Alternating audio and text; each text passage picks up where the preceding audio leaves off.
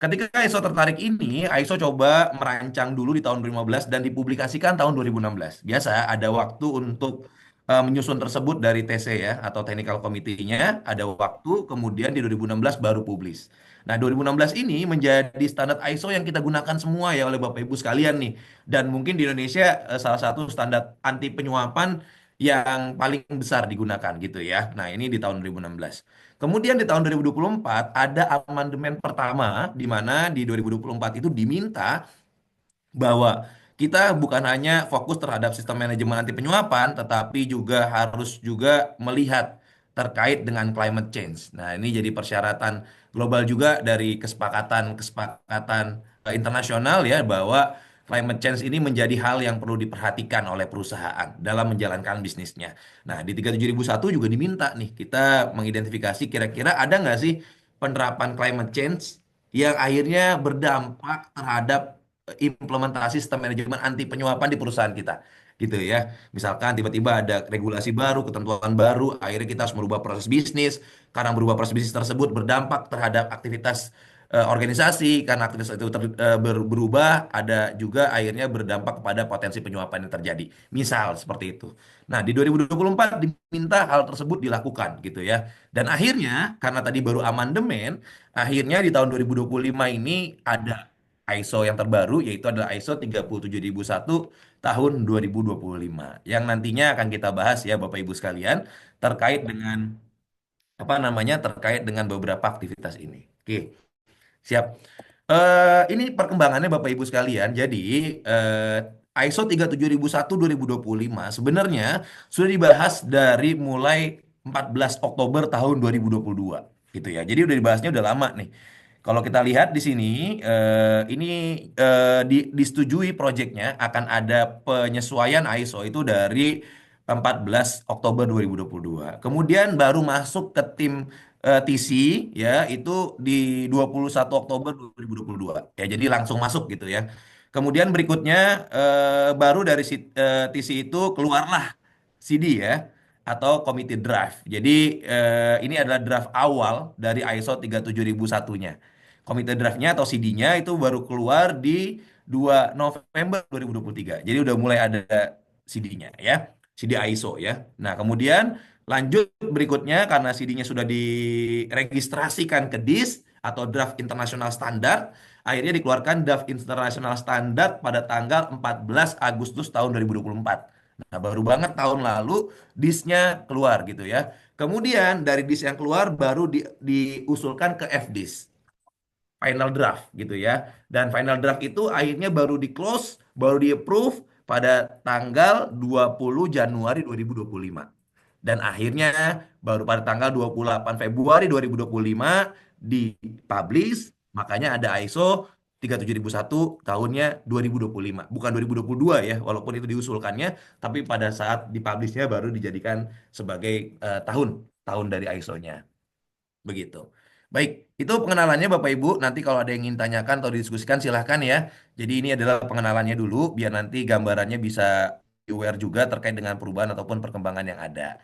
Oke, kemudian kita masuk kepada eh, topik yang kedua, yaitu adalah prinsip ISO 37001 2016 dan 37001 2025. Di mana secara prinsip Bapak Ibu sekalian tidak ada perubahan. Begitu ya.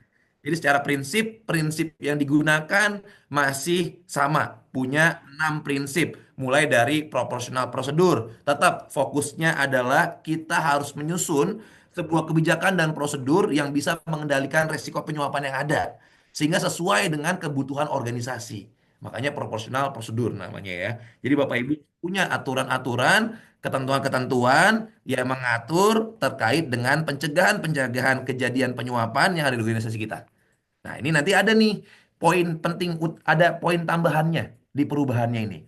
Apa tuh di salah satu proses yang dijadiin fokus di dalam penerapan sistem manajemen anti penyuapan. Nanti kita akan bahas di belakang ya Bapak Ibu sekalian. Kemudian yang kedua adalah communication. Communication ini gimana? Jadi tetap sama bahwa kalau ngomongin sistem manajemen anti penyuapan, ini komitmennya ataupun penerapannya itu tidak bisa dilakukan hanya dari internal kita, gitu ya Bapak Ibu sekalian. Tetapi dia akan berhubungan dengan pihak eksternal juga, sehingga mekanisme komunikasi ini harus dijalankan. baik itu komunikasi yang sifatnya ke karyawan ataupun komunikasi kepada rekan bisnis, vendor dan lain sebagainya itu perlu dilakukan. Dan sama di 2025 juga masih ada eh, prinsip ini, begitu ya. Kemudian di nomor tiga ada monitoring and review juga sama Bapak Ibu ini tetap dijalankan bahwa nanti ada review yang harus dilakukan juga dalam penerapan sistem manajemen anti penyuapan ya, mulai dari mekanisme evaluasi kinerjanya bagaimana, kemudian hasil audit internalnya seperti apa, tinjauan manajemennya seperti apa, tinjauan dewan komisaris ataupun tinjauan governing body-nya bagaimana, sampai dengan nanti laporan fungsi kepatuhan anti penyuapannya seperti apa, itu semua tetap ada ya, tetap tidak ada perubahan di sana. Kemudian yang berikutnya risk assessment juga sama masih tetap ada ya di mana fokusnya tetap berdasarkan hasil penilaian risiko penyuapan atau bribery risk assessment. Begitupun nanti tertuang jelas siapa saja sih pihak-pihak yang harus dikendalikan, siapa saja sih pihak-pihak yang harus difokuskan dalam penerapan sistem manajemen anti penyuapan ini akan difokuskan berdasarkan hasil penilaian bribery risk assessment. Jadi nomor 4 juga tetap sama ya. Cuma ada beberapa tambahan, nanti kita akan bahas di belakang beberapa tambahannya yang akan dijadikan fokus di dalam beberapa pengendalian penyuapan yang ada di perusahaan kita. Kemudian berikutnya due diligence juga sama, nanti tetap ada uji kelayakan. Kalau uji kelayakan dari tahun 2016 sampai dengan 2024 tidak banyak berubah ya, sama. Uji kelayakannya, mekanismenya, metodologinya tetap sama. Kita bisa menggunakan uji kelayakan yang kita sudah miliki sebelumnya karena perubahannya tidak banyak ya, hanya nomenklatur, bahasa dan lain sebagainya agar lebih mudah dipahami. Kemudian yang terakhir adalah top management komitmen. Nah, ini di sini ada sedikit perubahan. Nanti kita akan bahas terkait dengan komitmen manajemen. Tapi intinya komitmennya tetap dua ya. Dari yang pertama adalah dari pimpinan puncak, yang kedua dari governing body. Tapi nanti kita akan bahas secara lebih detail terkait dengan komitmen-komitmen ini. Baik, silakan ya Bapak Ibu ya kalau ada yang ingin tanyakan. Kemudian berikutnya dari strukturnya gimana? Secara struktur tetap menggunakan PDCA cycle, plan, do, check, action ya, tetap PDCA cycle, di mana klausulnya tetap 10 juga, nggak ada perubahan, dan juga apa namanya plannya, posisi plan, posisi do, posisi check, dan posisi action, semuanya dalam posisi yang sama gitu ya, tidak ada perubahan. Yang berubah apa Pak? Yang berubah adalah turunan. Misalkan di pasal 5 nanti ada turunannya 5.1.3 gitu ya ada tambahannya. Kemudian di pasal 7 ada pasal 7.3 nanti turunannya berubah begitu ya. Kemudian dicek gitu ya ada turunannya. 10 di pasal action juga ada turunan. Jadi yang berubah adalah turunannya. Tetapi secara struktur, secara gambaran besar tetap sama. Jadi perubahannya tidak tidak di struktur, tapi perubahannya malah di detail requirement begitu ya Bapak Ibu sekalian. Baik, semoga tidak terlalu cepat ya. Semoga bisa diikuti. Semoga bisa apa namanya bisa clear juga apa yang disampaikan di pengenalan awal ini. Silakan nanti kalau ada yang ingin tanyakan, Bapak Ibu boleh angkat tangan ataupun kasih kode apa ya yang jadi kami bisa lebih ini ya apa namanya bisa terlihat ataupun apa yang Bapak Ibu sudah tanyakan ya. Baik.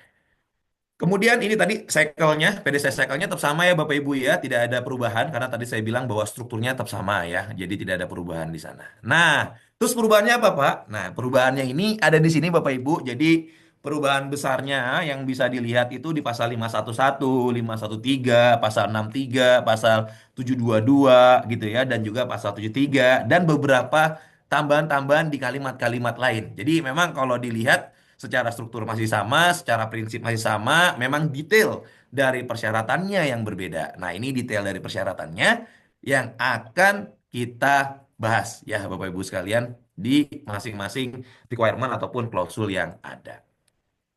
Baik, eh pertama, kita mulai dulu dari yang kecil ya, perubahan-perubahan kecil. Tadi kan perubahan-perubahan besar. Nah, ini perubahan-perubahan kecilnya, kita akan mulai dulu dari perubahan-perubahan kecil. Di pertama, perubahan kecilnya itu muncul di pasal 4.1, di mana di pasal 4.1 ini tetap ya, ISO minta kita harus memahami organisasi dan konteksnya, tetap. Kemudian, the organization shall determine external dan internal isu tetap. Ini semua tetap. Faktor isu dalam sistem manajemen anti penyuapan meliputi bla bla bla ini juga tetap. Jadi poinnya tetap, requirement-nya tetap, shall-nya tetap di pasal 4.1. Yang beda apa? Yang beda yang amandemen kemarin tahun 2024 itu menjadi requirement di tahun 2025. Nah, ini ya Bapak Ibu ya. Update requirement-nya adalah the organization shall determine climate change in relevant issue. Jadi Bapak Ibu sekarang wajib ya untuk mengidentifikasi climate change di dalam isu internal dan eksternalnya. Begitu. Ya dari peta, kalau tadi kan peta isu internal eksternalnya ini ya, ada satu, dua, tiga, empat, lima, enam, tujuh, delapan. Ada delapan faktor isu. Ditambah satu lagi, sembilan adalah faktor isu terkait dengan climate change. Itu ya Bapak Ibu sekalian ya. Jadi Bapak Ibu yang kemarin belum sempat berubah karena belum di apa namanya? Karena mungkin belum diaudit ya oleh Badan Sertifikasi terkait dengan perubahan tersebut. Di tahun ini kalau Bapak Ibu mau merubah ISO-nya ke ISO 37001 tahun 2025, maka hukumnya wajib ditambahkan isu terkait dengan climate change itu. Begitu ya Bapak Ibu sekalian ya. Baik, semoga jelas ya poin pertama di perubahan kecil di pasal satu ini.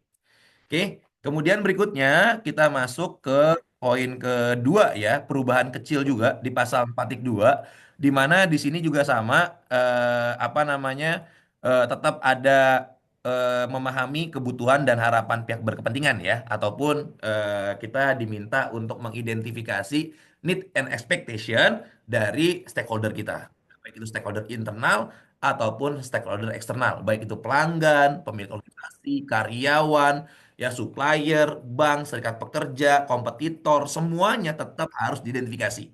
Begitu ya Bapak Ibu sekalian ya. Nah, tapi di standar ISO 37001 tahun 2025 ini ada update requirement lagi. Nih di sini. Pertama, Bapak Ibu sekalian, kalau dulu mungkin kalau Bapak Ibu nanti lihat, Bapak Ibu cek ya di dalam kebutuhan dan harapan pihak berkepentingan kita, di dalam kertas kerja kebutuhan dan harapan pihak berkepentingan kita, tahun lalu yang kita buat, apakah poin titik pertama ini sudah dilakukan atau belum ya? Apa nih? This requirement will be addressed through the anti-bribery management system. Jadi dia minta bahwa sekarang itu stakeholder kita, apa yang kita identifikasi di dalam stakeholder isu stakeholder keras kerja kebutuhan dan harapan pihak berkepentingan itu diminta harus terkait juga dengan anti penyuapan. Jadi jangan sampai kebutuhan dan harapannya bukan terkait anti penyuapan. Nah, mungkin Bapak Ibu perlu review ya, apakah di dalam kertas kerja kita sudah terkait dengan anti penyuapan atau belum? Atau masih umum? Nah, kalau masih umum, nanti bisa jadi temuan nih di tahun ini. Sehingga disarankan kalau yang masih umum, pemetaan kebutuhan dan harapan pihak berkepentingannya mulai ditanyakan stakeholdernya kira-kira harapan dan kebutuhannya terkait dengan anti penyuapan ini apa. Begitu ya Bapak Ibu sekalian ya. Nah, itu nanti dimasukkan ke dalam kertas kerja kita yang kita miliki untuk melengkapi requirement yang pertama. Jadi memang harus nih, sekarang ada tulisannya. Kalau dulu kan di standar yang lama nggak ada tulisan ini. Sehingga kita bisa nentuin nih kebutuhan harapan pihak berkepentingannya sesuai dengan kebutuhan dan harapan yang kita ketahui. Nah, tapi sekarang ditambahkan bukan hanya kebutuhan harapan pihak berkepentingan yang diharapkan oleh mereka, tetapi juga kebutuhan dan harapan pihak berkepentingan terkait dengan anti penyuapan. Gitu ya Bapak Ibu ya. Jadi tolong dipastikan di dalam dokumentasi kita juga sudah ada itu. Yang kedua, berikutnya, tetap Bapak Ibu sekalian, bukan cuma terkait dengan anti penyuapan, tapi juga terkait dengan kebutuhan harapan pihak berkepentingan yang berhubungan dengan climate change juga dimasukkan sekarang. Ini mengcover amandemen yang sebelumnya tahun 2024. Sehingga tahun 2025 persyaratan ini menjadi persyaratan wajib. Kalau dulu mungkin temuannya observasi doang dari auditor ya. Oh ini saran aja nih Bapak Ibu ya, tolong besok diidentifikasi. Tahun ini menjadi persyaratan, sehingga kalau udah jadi persyaratan maka harus teridentifikasi, harus terstated, harus bisa dibuktikan bahwa perusahaan kita sudah melakukan pengendalian terhadap climate change ini, gitu ya. Kita sudah mengidentifikasi isu, kita sudah mengidentifikasi kebutuhan dan harapan pihak berkepentingan terkait dengan climate change ini. Nah, silakan Bapak Ibu silakan cek ya. Di kita udah atau belum nih? Kalau udah gimana Pak? Wah, kalau udah berarti udah mantap ya Bapak Ibu ya. Kalau udah semuanya lengkap Pak, pasal 41 udah ada tadi, pasal 42 udah ada, ya berarti sudah aman ya Bapak Ibu ya. Tinggal yang belum berarti kita perlu revisi, begitu ya. Nah, itu kira-kira perubahan di pasal 41 dan pasal 42. Baik, lanjut Bapak Ibu sekalian. Kita masuk ke perubahan berikutnya di pasal 5.1 ya, terkait dengan kepemimpinan dan komitmen. Di ISO 37001 tahun 2016, nih yang warna merah yang di katastrop ini Bapak Ibu sekalian, ini sebutin bahwa ketika perusahaan memiliki governing body. Jadi kalau di pasal 511 dulu governing body atau dewan pengarah itu boleh iya ada boleh enggak gitu ya. Boleh boleh boleh apa namanya? Boleh dibilang kita ada governing body, Pak. Kita nggak ada gitu ya. If any dulu ya, jika ada. Nah, karena kalimatnya gini, when the organization has a governing body. Dulu 3000 2001 governing body diaudit governing body-nya. Kalau nggak punya governing body, ya udah apa namanya apa ya udah boleh dijadiin satu dan lain sebagainya gitu ya. Nah, sekarang Bapak Ibu sekalian, komitmennya diperkuat. Kalimatnya diganti, bukan has a governing body, bukan when has, bukan ketika punya gitu ya, ketika memiliki. Tetapi kalimatnya diganti jadinya ketika perusahaan memiliki separate governing body. Jadi ketika perusahaan itu memisahkan governing body dari komitmen dari manajemen. Jadi kalau kita punya misalkan kalau kalimat ini tuh kenapa bahasanya kayak gini ya? Karena di Inggris sendiri, karena di Eropa sendiri mereka makainya one board system. One board itu berarti governing body ataupun dewan komisaris dan direksinya jadi satu. One board tuh, Bapak Ibu sekalian. One board system ya.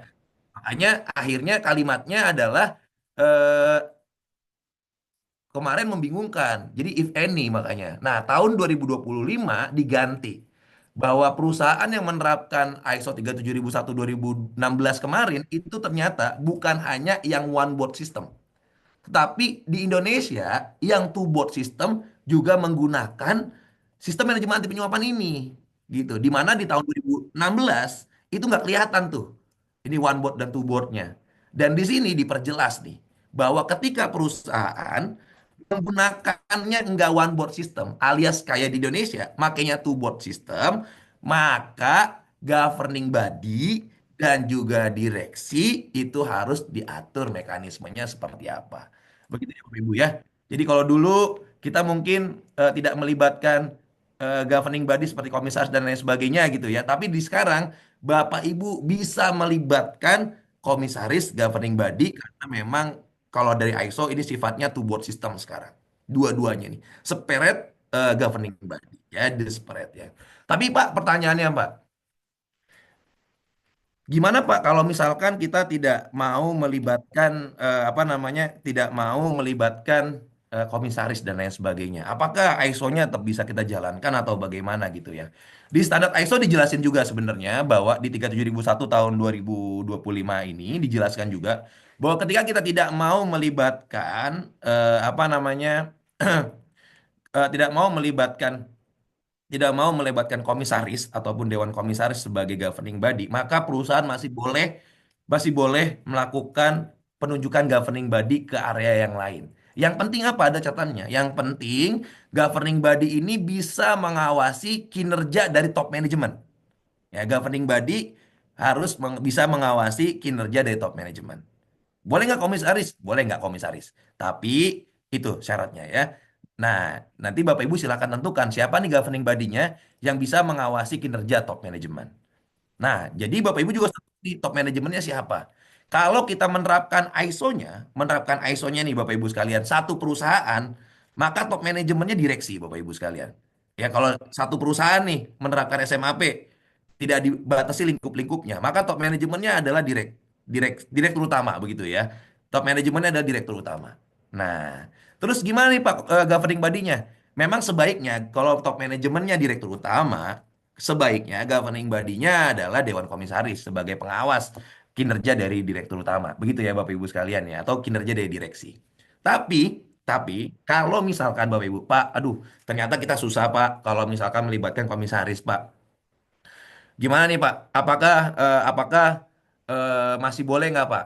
Kalau di standar ISO 2025 di stated juga bahwa Dewan Komisaris ini itu boleh juga adalah eh, apa namanya di level direksi juga. Jadi boleh juga di governing body levelnya di direksi juga Bapak Ibu sekalian.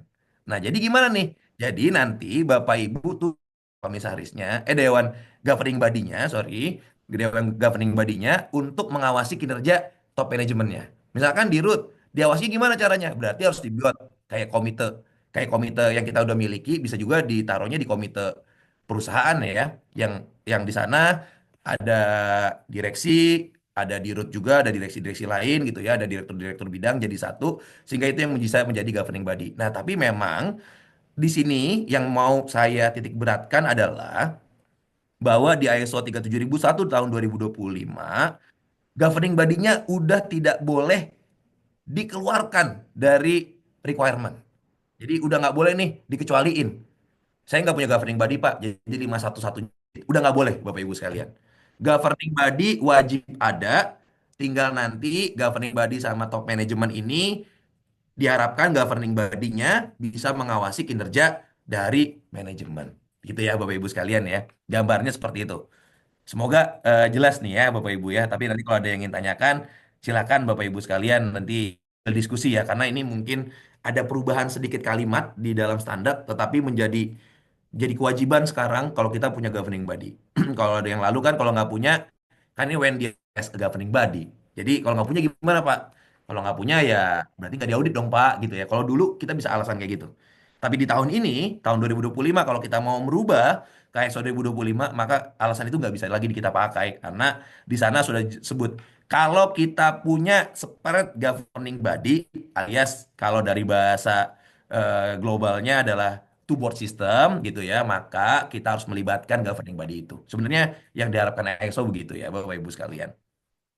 Tapi isinya di dalam tugas dan tanggung jawabnya tetap sama ya Bapak Ibu ya. Cuman memang kita kuat komitmen ini agar nanti tidak ada yang terlewat begitu ya. Bahwa komitmennya jadinya nggak setengah-setengah nih. Karena kalau ngomongin anti suap, komitmennya setengah-setengah pasti penerapannya juga tidak akan bisa efektif. Karena memang harus benar-benar melibatkan dari level high level ya seperti top management. Saya kira Bapak Ibu sekalian. Baik, oke, kita lanjut Bapak Ibu. Semoga tidak terlalu cepat ya. Tapi nanti kalau ada yang ingin tanyakan silahkan sambil diangkat tangannya. Tapi kalau sudah cukup jelas ya berarti kita bisa lanjut ke slide berikutnya ya. Oke, kita lanjut ke slide berikutnya Bapak Ibu sekalian. Ini 51 berikutnya ada new requirement di mana tadinya ini nggak ada ya. Tapi sekarang ini menjadi persyaratan yang wajib kita miliki yaitu adalah budaya anti penyuapan gitu ya Bapak Ibu sekalian ya. Di mana kita diminta untuk membuat yang namanya budaya anti penyuapan. Budaya anti penyuapan ini mulai dari pengembangannya, perencanaannya, bagaimana kita memastikan budaya anti penyuapan ini dijalankan dan bagaimana nanti program-program budaya anti penyuapannya. Jadi diminta bahwa budaya penyuapan ini punya program-programnya nih. Dalam setahun kita mau bikin programnya apa saja. Kalau dulu tahun 2016 yang penting kita sosialisasi aja Pak setahun sekali. Udah selesai gitu ya Bapak Ibu sekalian ya. Udah comply itu ya. Tapi di tahun ini, tahun 2025, Bapak Ibu tidak hanya boleh melakukan sosialisasi sistem manajemen anti penyuapan. Tapi Bapak Ibu harus bisa membuktikan bahwa sistem manajemen anti penyuapan ini budayanya sudah terinternalisasi. Dengan program-program yang kayak gimana nih Pak? Gitu. Bapak Ibu diminta untuk membuat program-program tersebut. Gitu ya. Nah ini menjadi hal yang mungkin Bapak Ibu perlu perhatikan juga ya. Nah, bagaimana nih budaya anti penyuapan ini gitu ya. Nah, budaya anti penyuapan ini itu harus melibatkan dewan pengarah, top manajemen dan manajemen. Dan manajemen nanti kepala-kepala divisi ya, kepala-kepala departemen ataupun kalau di kita misalkan namanya kepala fungsi gitu ya. Nah, itu harus terlibat di dalam penyampaian budaya anti penyuapan ini Bapak Ibu sekalian. Begitu. Nah, di beberapa perusahaan saya sudah lihat, beberapa perusahaan sudah lihat bahwa di kayak di apa namanya di CEO message gitu ya, setiap tahun sudah keluar tuh budaya anti penyuapannya. Kemudian ada program-program anti penyuapan sampai nanti di akhir tahun ada apa namanya malam puncaknya gitu ya, ada puncak budaya anti penyuapan barengan sama Hakordia misalkan. Nah, itu di beberapa perusahaan sudah dibuat tuh program budaya penyuapannya dari awal tahun sampai dengan akhir tahun apa yang akan dilakukan, bagaimana nanti Dirut, Komut juga ikutan terlibat dalam budaya tersebut sampai dengan nanti bisa dirasakan oleh seluruh organisasi. Nah, di tahun ini yang tadinya itu sunnah ya, tadinya itu adalah positive finding kalau dimiliki oleh perusahaan, sekarang menjadi hal yang wajib ditentukan oleh perusahaan. Gitu ya Bapak Ibu sekalian ya. Jika kita mau mengembangkan ke ISO 37001 tahun 2025. Ya, sampai dengan dukungan-dukungan dari manajemen ya Bapak Ibu ya, harus terlihat bahwa direktur utama itu komit ya untuk mendukung perilaku penerapan sistem manajemen anti penyuapan dan juga tidak mentoleransi ketika adanya pelanggaran. Nah, ini harus benar-benar kelihatan nih. Karena mungkin Bapak Ibu, teman-teman karyawan merasakan langsung misalkan nih, ternyata ada kondisi-kondisi tertentu, ternyata ditemukan adanya adanya ketidakpatuhan terhadap sistem manajemen anti penyuapan, tapi sanksinya nggak kuat. Karena mungkin direksi tidak peduli misalkan, atau manajemen tidak peduli, dan akhirnya orangnya masih ada dan lain sebagainya. Nah ini harus bisa dibuktikan bahwa top manajemen juga akan peduli terhadap penerapan budaya anti penyuapan ini. Begitu ya Bapak Ibu sekalian ya. Nah, ini yang nanti Bapak Ibu perlu perhatikan, silakan dilihat di di organisasi kita, di perusahaan kita sudah ada atau belum nih budaya anti penyuapan ini. Gitu ya. Baik. Semoga jelas ya. Itu tambahannya. Memang ini waktunya singkat tapi kita coba diskusikan terus ya Bapak Ibu ya. Coba saya sampaikan beberapa contoh dan beberapa penerapan yang ada gitu ya. Kemudian lanjut lagi, Bapak Ibu sekalian, ke pasal 6.3. Di pasal 6.3 ini kita fokus dalam melakukan perencanaan perubahan. Atau tadinya nggak ada ya, di standar ISO 37001 tuh nggak ada perencanaan perubahan. Ya, Management of Change tuh nggak ada ya. Tapi sekarang karena di ISO-ISO yang lain ada, akhirnya 37001 juga melakukan pengembangan di TC-nya untuk melakukan perencanaan perubahan. Kenapa ini penting? Karena sebenarnya menurut ISO, ketika perubahan itu terjadi, misalkan contohnya perubahan bisnis atau perubahan produk kita atau perubahan-perubahan lainnya yang perubahan-perubahan struktur tanggung jawab, struktur organisasi dan lain sebagainya. Ketika ada perubahan-perubahan tersebut di dalam perusahaan kita, itu akan berubah juga tuh mekanisme pengendalian anti penyuapannya. Berubah juga library risk assessment-nya, berubah juga pengujiannya, berubah juga prosedurnya. Sehingga yang tadinya dirasa ternyata perubahan itu di SMAP tidak terlalu berdampak, ternyata terjadi di beberapa perusahaan di luar negeri sana, perubahan ini berdampak terhadap kinerja anti penyuapan perusahaan tersebut, Bapak Ibu sekalian. Makanya nanti pada saat adanya perubahan-perubahan, baik itu adanya produk baru, bisnis baru, struktur baru, organisasi baru, maka langsung tim fungsi kepatuhan anti penyuapan melakukan perencanaan perubahan. Lihat potensi resiko suapnya ada di mana.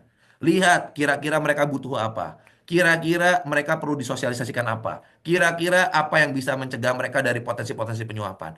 Nah, itu mulai di perlu diterapkan gitu Bapak Ibu sekalian ya. Dia ISO 37001 tahun 2025. Karena di tahun 2020 37001 2016 nggak ada nih. Tapi 2025 harus nih. Jadi nanti pasti auditor akan nanya nih di tahun ini atau tahun depan ya kalau Bapak Ibu merubah ke standar ini, eh, mengupgrade ke standar ini, maka ditanya dulu nih, Bapak Ibu ada perubahan apa tahun ini? Strukturnya berubah nggak? Ada nggak perubahan terkait dengan produk baru dan lain sebagainya, jasa baru, ya proses bisnis baru, berubah proses bisnis gitu ya dan lain sebagainya. Nanti itu akan dilihat sama auditor tahun ini.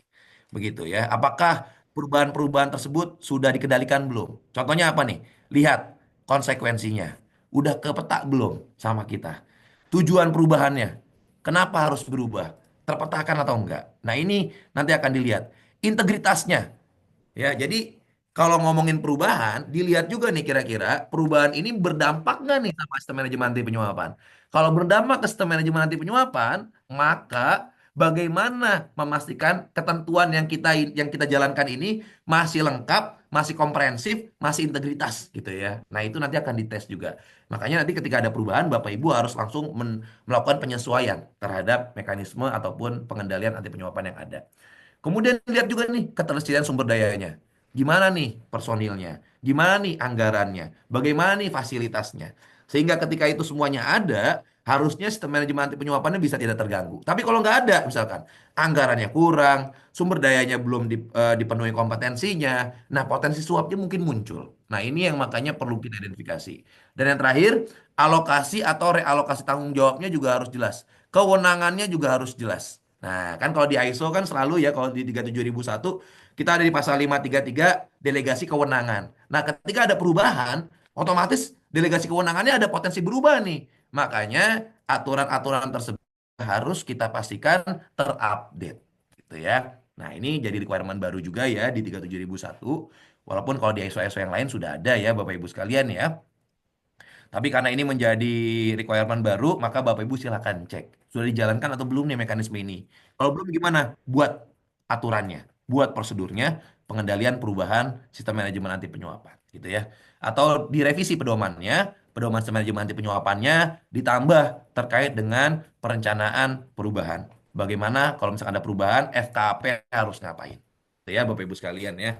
Nah, ini adalah tambahan juga nanti harus kita lengkapi di dalam sistem manajemen anti penyuapan. Weh, baik. Siap. Sebelum itu kayaknya ada yang bertanya nih ya dari Mbak Putri Apriani. Mohon izin bertanya, satu terkait poin 51 governing body apabila sudah ada komite direksi existing yang tugasnya terkait dengan manajemen risiko kemudian didetailkan bahwa tugasnya mencakup juga pengawasan anti penyuapan, apakah bisa dikatakan comply kepada ISO, Pak? Nah, ini pertanyaan pertama dari Bu Putri Apriani ya. Baik, jawabannya adalah bisa, Bapak Ibu sekalian. Ini yang tadi saya jelaskan bahwa ketika kita pakai komite ataupun pakai mekanisme lain untuk mengawasi kinerja dari perusahaan, maka jawabannya adalah bisa. Silahkan Bapak Ibu boleh, asalkan itu tertuang dan terstated ya, di dalam struktur FKP-nya ataupun di dalam penerapan sistem manajemen kepatuhan yang ada di kita. Di pedoman kita jelas bahwa kita harus lapor ke komite tersebut, bahwa kita harus menindaklanjuti komite tersebut, silakan. Itu boleh dilakukan. Gitu ya Bapak Ibu sekalian. Oke, nomor dua, terkait poin 51 budaya kepatuhan, Pak. Apabila sudah ada programnya dan ada realisasi program untuk meningkatkan budaya kepatuhan perusahaan, apakah dikatakan komplai? Apakah tidak perlu ada tools pengukuran bahwa budaya kepatuhan benar-benar sudah terinternalisasi? Gitu ya, pertanyaan yang kedua. Wah, ini pertanyaannya mantap nih ya. Jadi udah beyond nih, karena penerapannya sudah lengkap berarti ya, Bu Putri ya di perusahaan ya.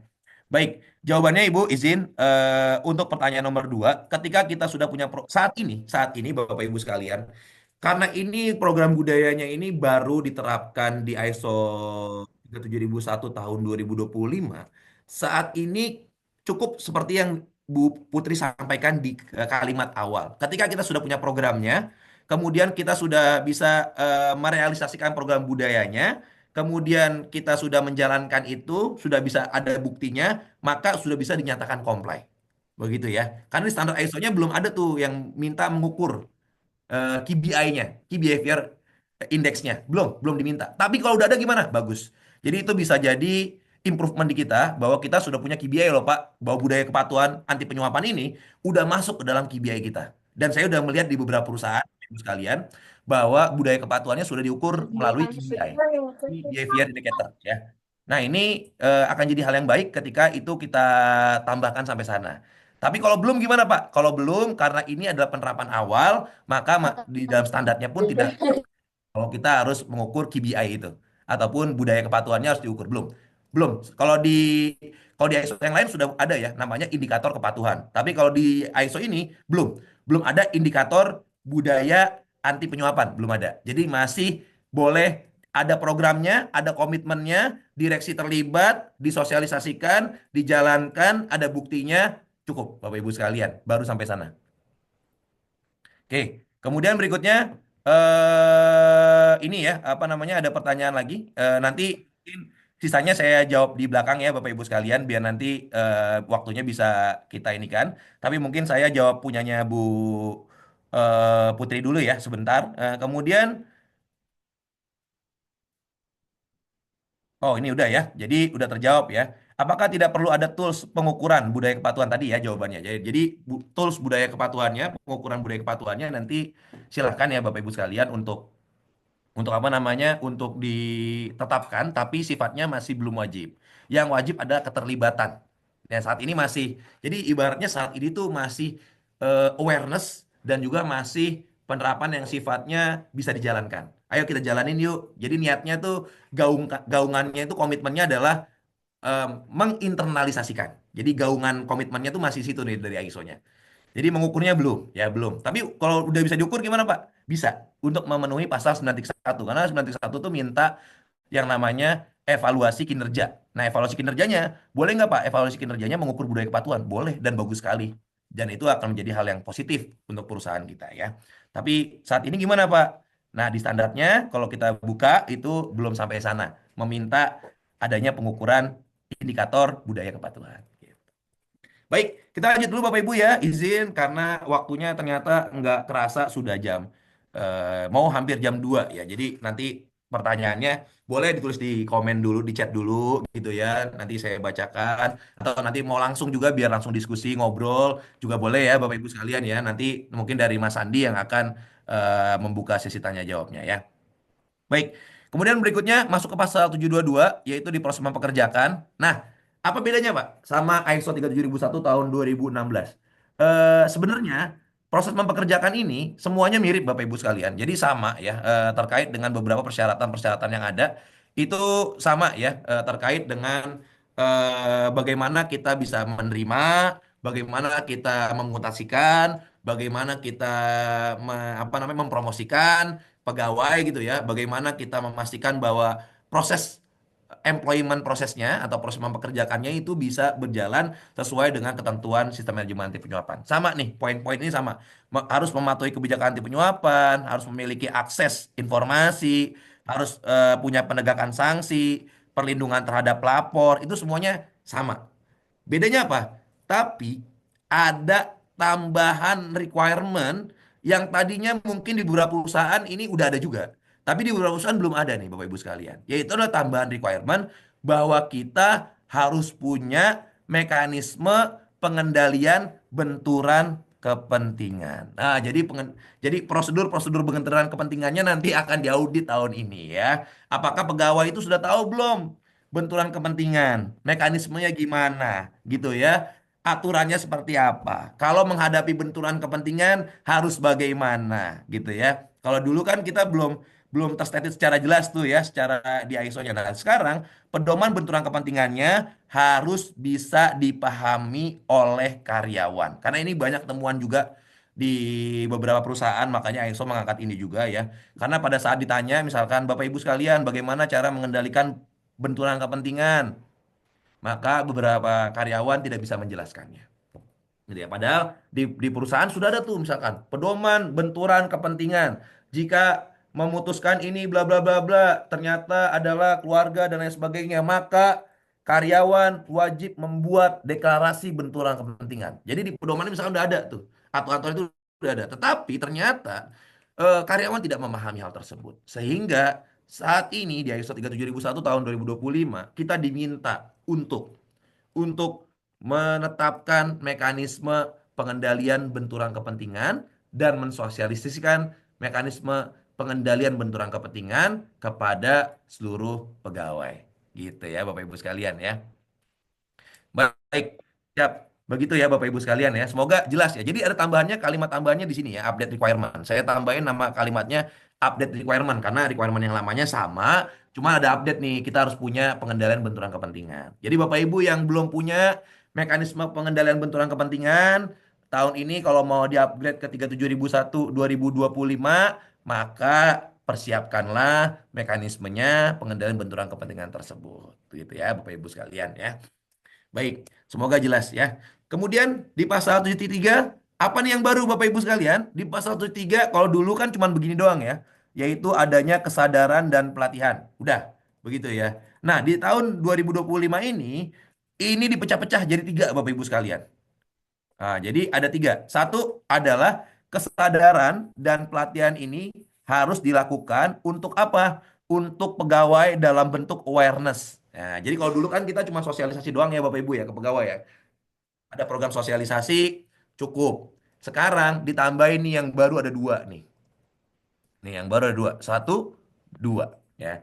Dulu awareness aja. Oke, udah ada bukti awareness, ada bukti sosialisasi, pegawai sudah memahami, ada post testnya, sudah bisa mengisi, udah selesai. Tahun ini gimana? Ditambahin nih Pak, ada dua lagi tambahannya. Pertama, Bapak Ibu harus membuat program training pegawai berdasarkan hasil BRA atau Bribery Risk Assessment.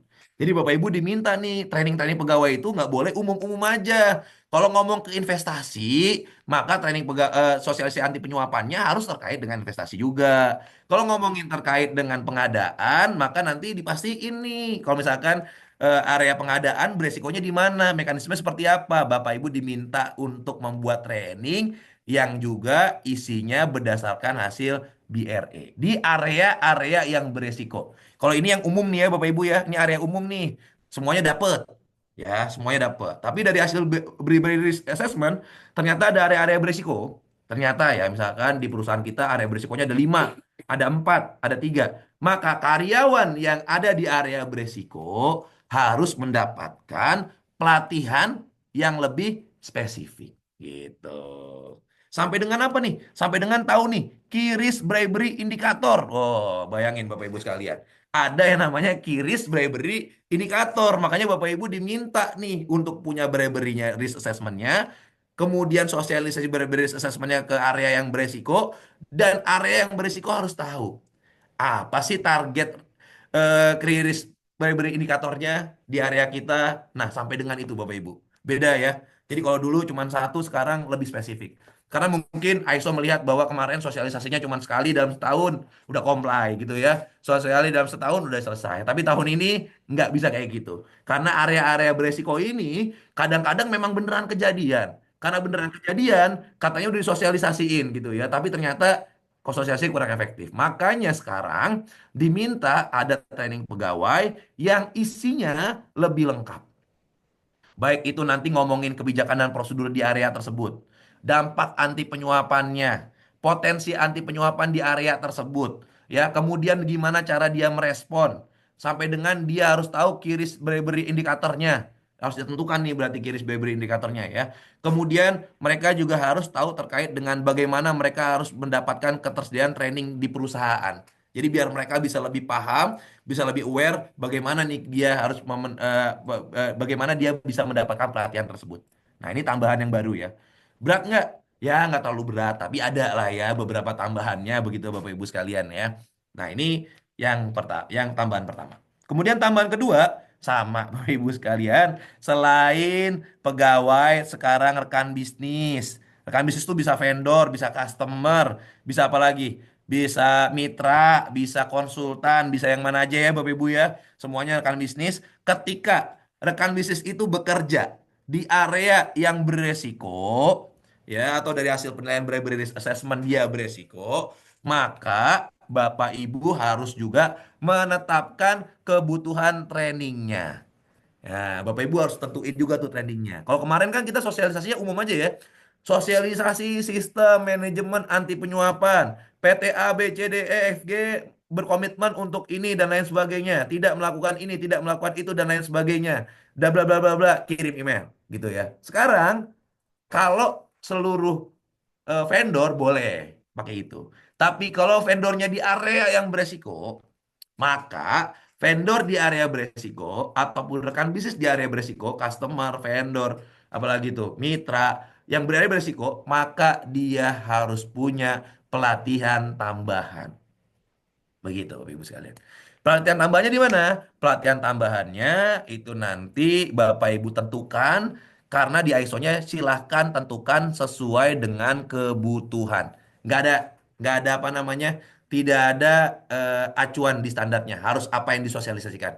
Silahkan lakukan sesuai kebutuhan, tetapi kalau di area yang beresiko, maka harus ada training untuk rekan bisnisnya. Dan nanti Bapak Ibu diminta untuk menyimpan bukti pelaksanaan trainingnya.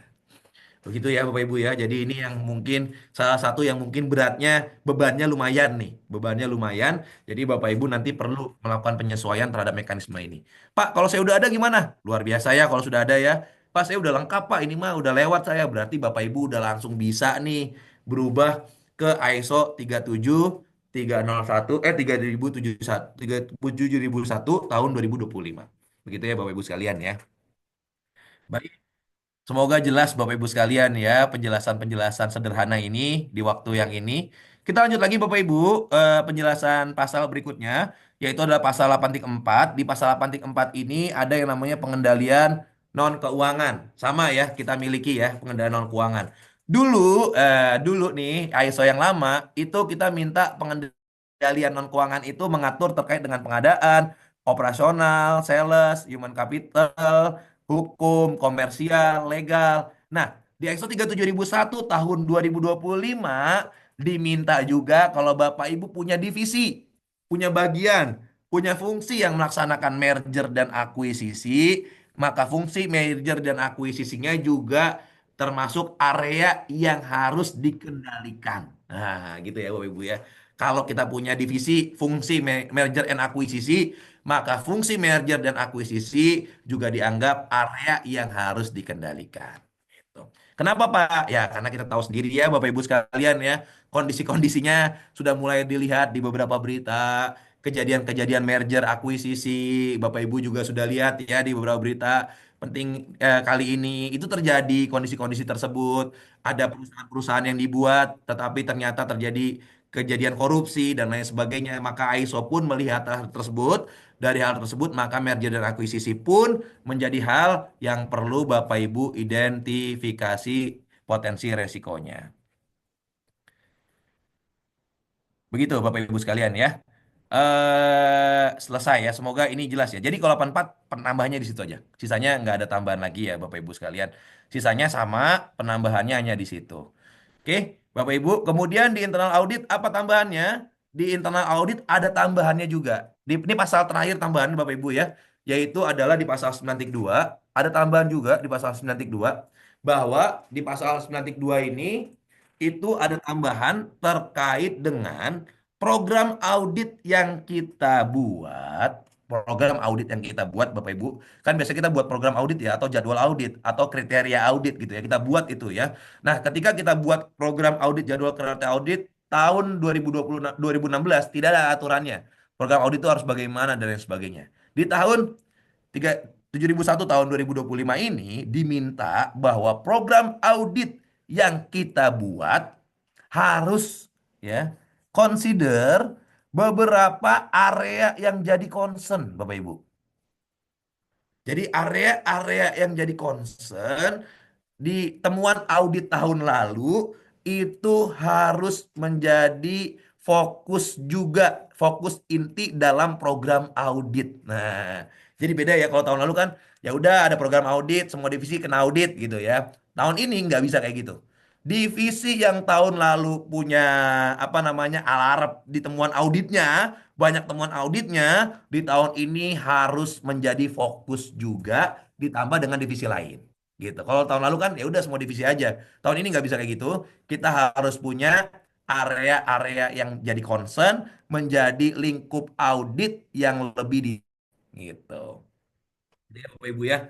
Semoga jelas nih ya. Jadi kalau tahun lalu program auditnya ya udah yang penting semua divisi kena. Tahun ini nggak boleh lagi. Tahun ini harus ada yang namanya program audit yang mempertimbangkan divisi-divisi mana aja yang temuannya tahun lalu banyak, temuannya tahun lalu parah, atau divisi-divisi yang menjadi concern karena laporan WBS misalkan, karena apalagi tuh misalkan ada kejadian penyuapan misalkan. Nah, itu semua menjadi fokus nanti, menjadi pertimbangan begitu Bapak Ibu sekalian.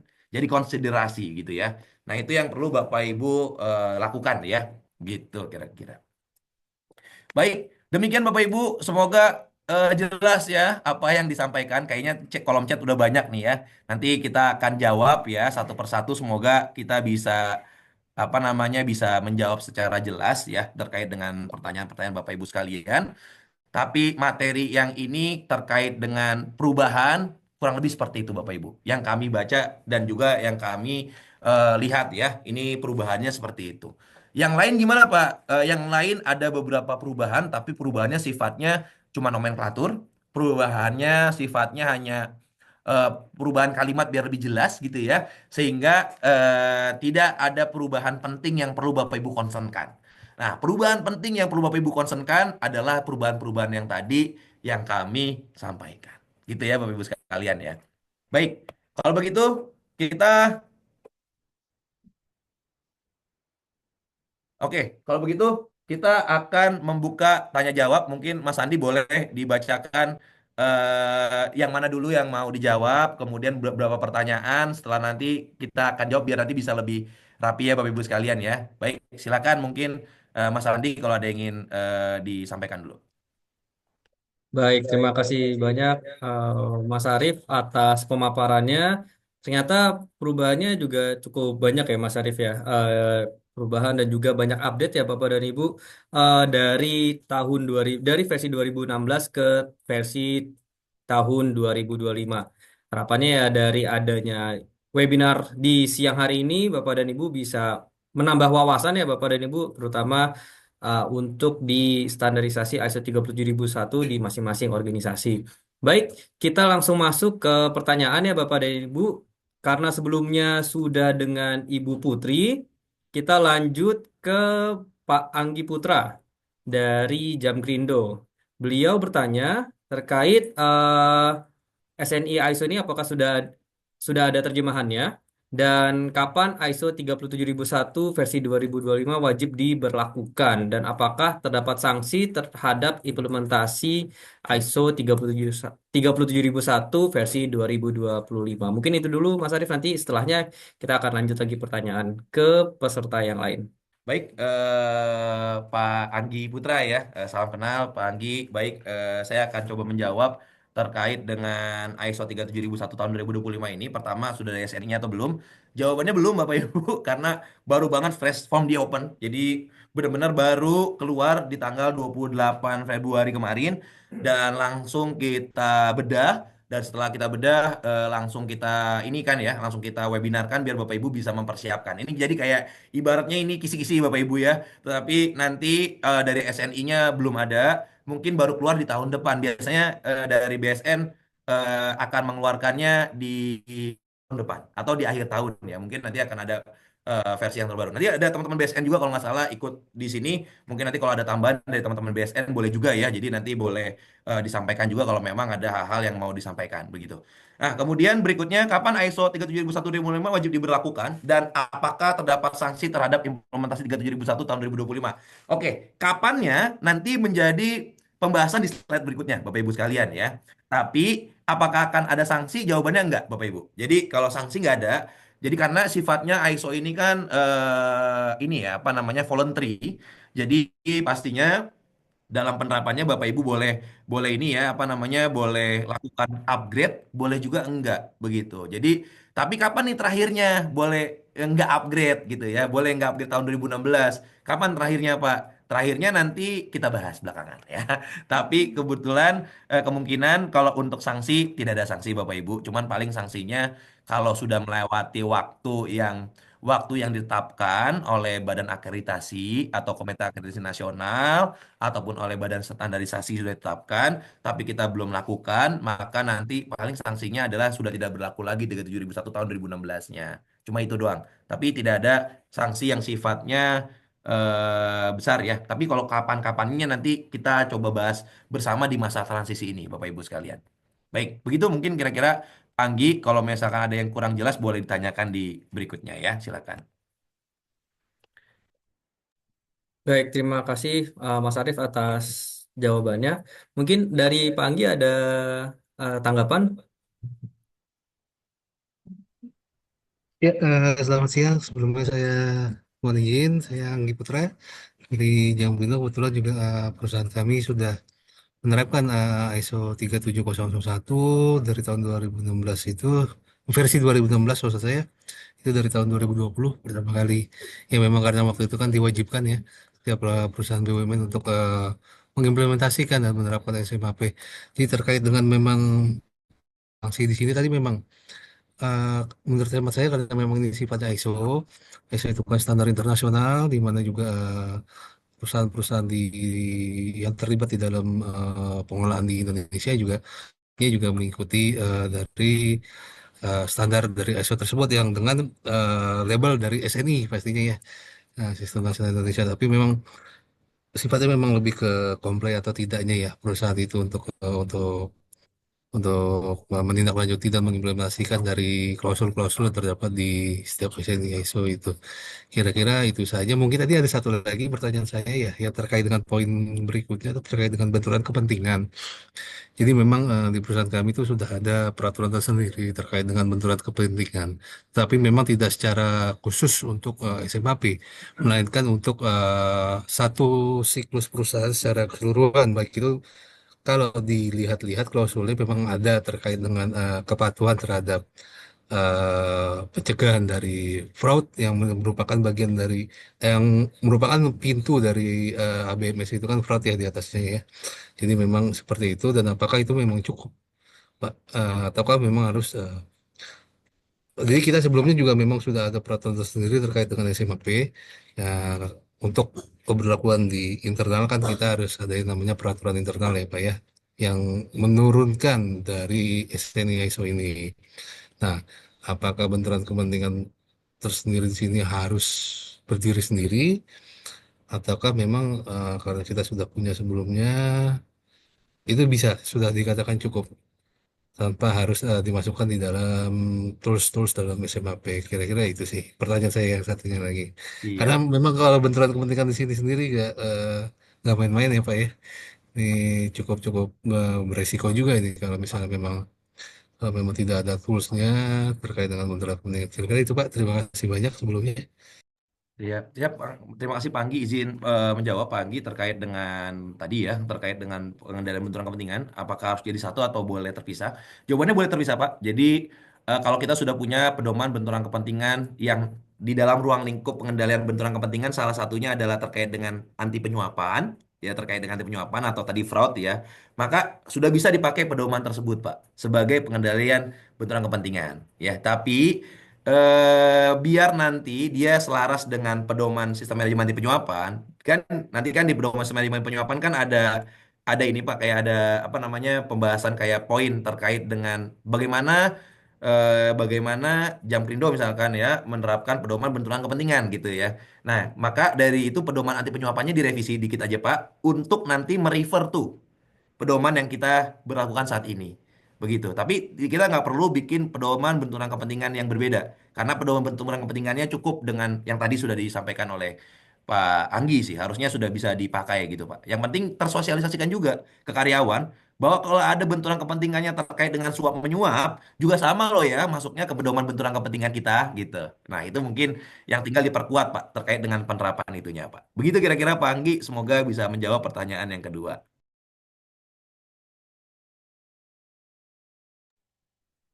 Ya, baik, terima kasih banyak Pak Arif dan juga Pak Anggi. Harapannya bisa terjawab ya Pak Anggi atas jawaban dari Pak Arif.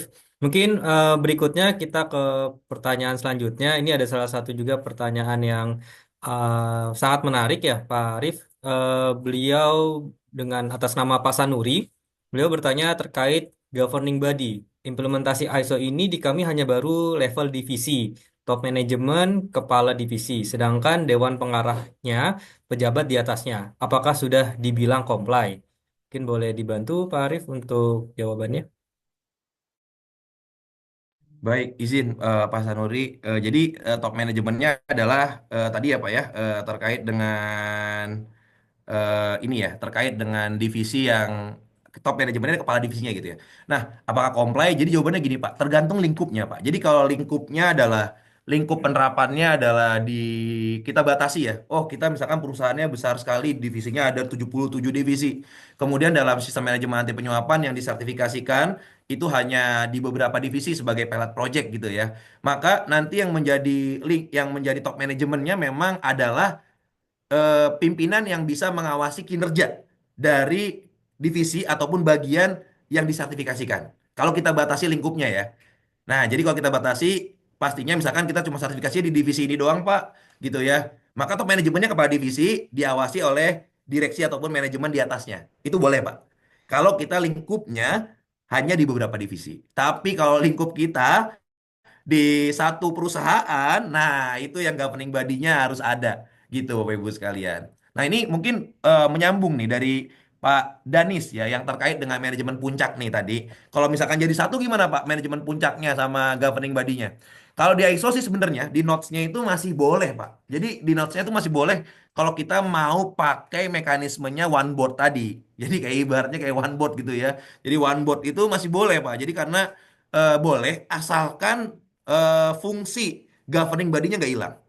Jadi nanti beliau di root misalkan memiliki fungsi sebagai governing body, di root juga yang memiliki fungsi sebagai manajemen. Tapi memang ini jadinya nggak clear nih, karena nanti ada double double double apa namanya double double bisa dibilang ada double double tugas dan tanggung jawab sehingga memang saran kami kalau bisa dipisah lebih baik tapi kalau nggak memungkinkan sama sekali gimana Pak?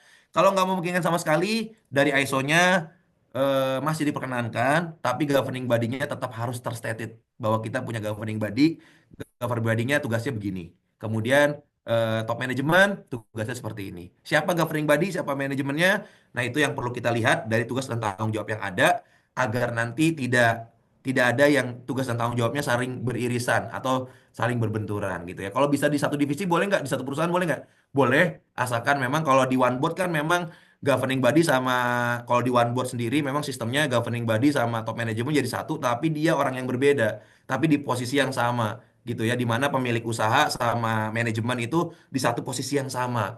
Cuman nanti dilihatnya adalah dari voting dan lain sebagainya. Kalau kita lihat Apple dan lain sebagainya kan makanya sistem voting dan lain sebagainya ya. Nah, itu memang itu bisa lebih bisa bisa ditentukan. Tapi kalau memang pun tidak, maka nanti Bapak Ibu bisa ya nanti ditunjuk governing body-nya. Mungkin governing body-nya nanti yang mungkin bisa mengawasi kinerja dari top manajemen ini. Begitu Bapak Ibu sekalian. Mungkin jawabannya sementara seperti itu dulu ya Bapak Ibu ya. Memang ini akan case by case by perusahaan. Memang harus dilihat juga perusahaannya bagaimana di ADART-nya, bagaimana di perusahaan ini berlakunya, baru kita bisa bisa jabarkan ya terkait dengan penerapan governing body ini. Tapi di ISO boleh nggak Pak? Saat ini di notes masih dimungkinkan Pak. Betul, jawabannya seperti itu kira-kira Pak. Baik, terima kasih banyak Pak Arif atas jawabannya. Mungkin dari Pak Sanuri tadi dan juga ini pertanyaan juga hampir mirip ya dengan Pak Denis. Mungkin ada yang ingin di make sure lagi. Mungkin Bapak Pak Sanuri dan Pak Denis. Ya, selamat siang. Assalamualaikum Pak Arif. Eh, Sepertinya jawabannya udah ini udah pas ya, Pak. Jadi memang lingkup implementasi ISO ini di kami hanya satu divisi, baru satu divisi dari organisasi besar Bank Indonesia. Nah, jadi yang menjadi governing body-nya atau dewan pengarahnya sekarang ini adalah pejabat di atasnya. Jadi udah sesuai ya, Pak ya. Terima kasih Pak. Baik, terima kasih banyak Pak Sanuri atas responnya. Baik, mungkin ini pertanyaan yang terakhir ya Bapak dan Ibu, mengingat waktu juga. Ini kita rangkum untuk satu pertanyaan yang menurut kami mencakup semuanya dan bisa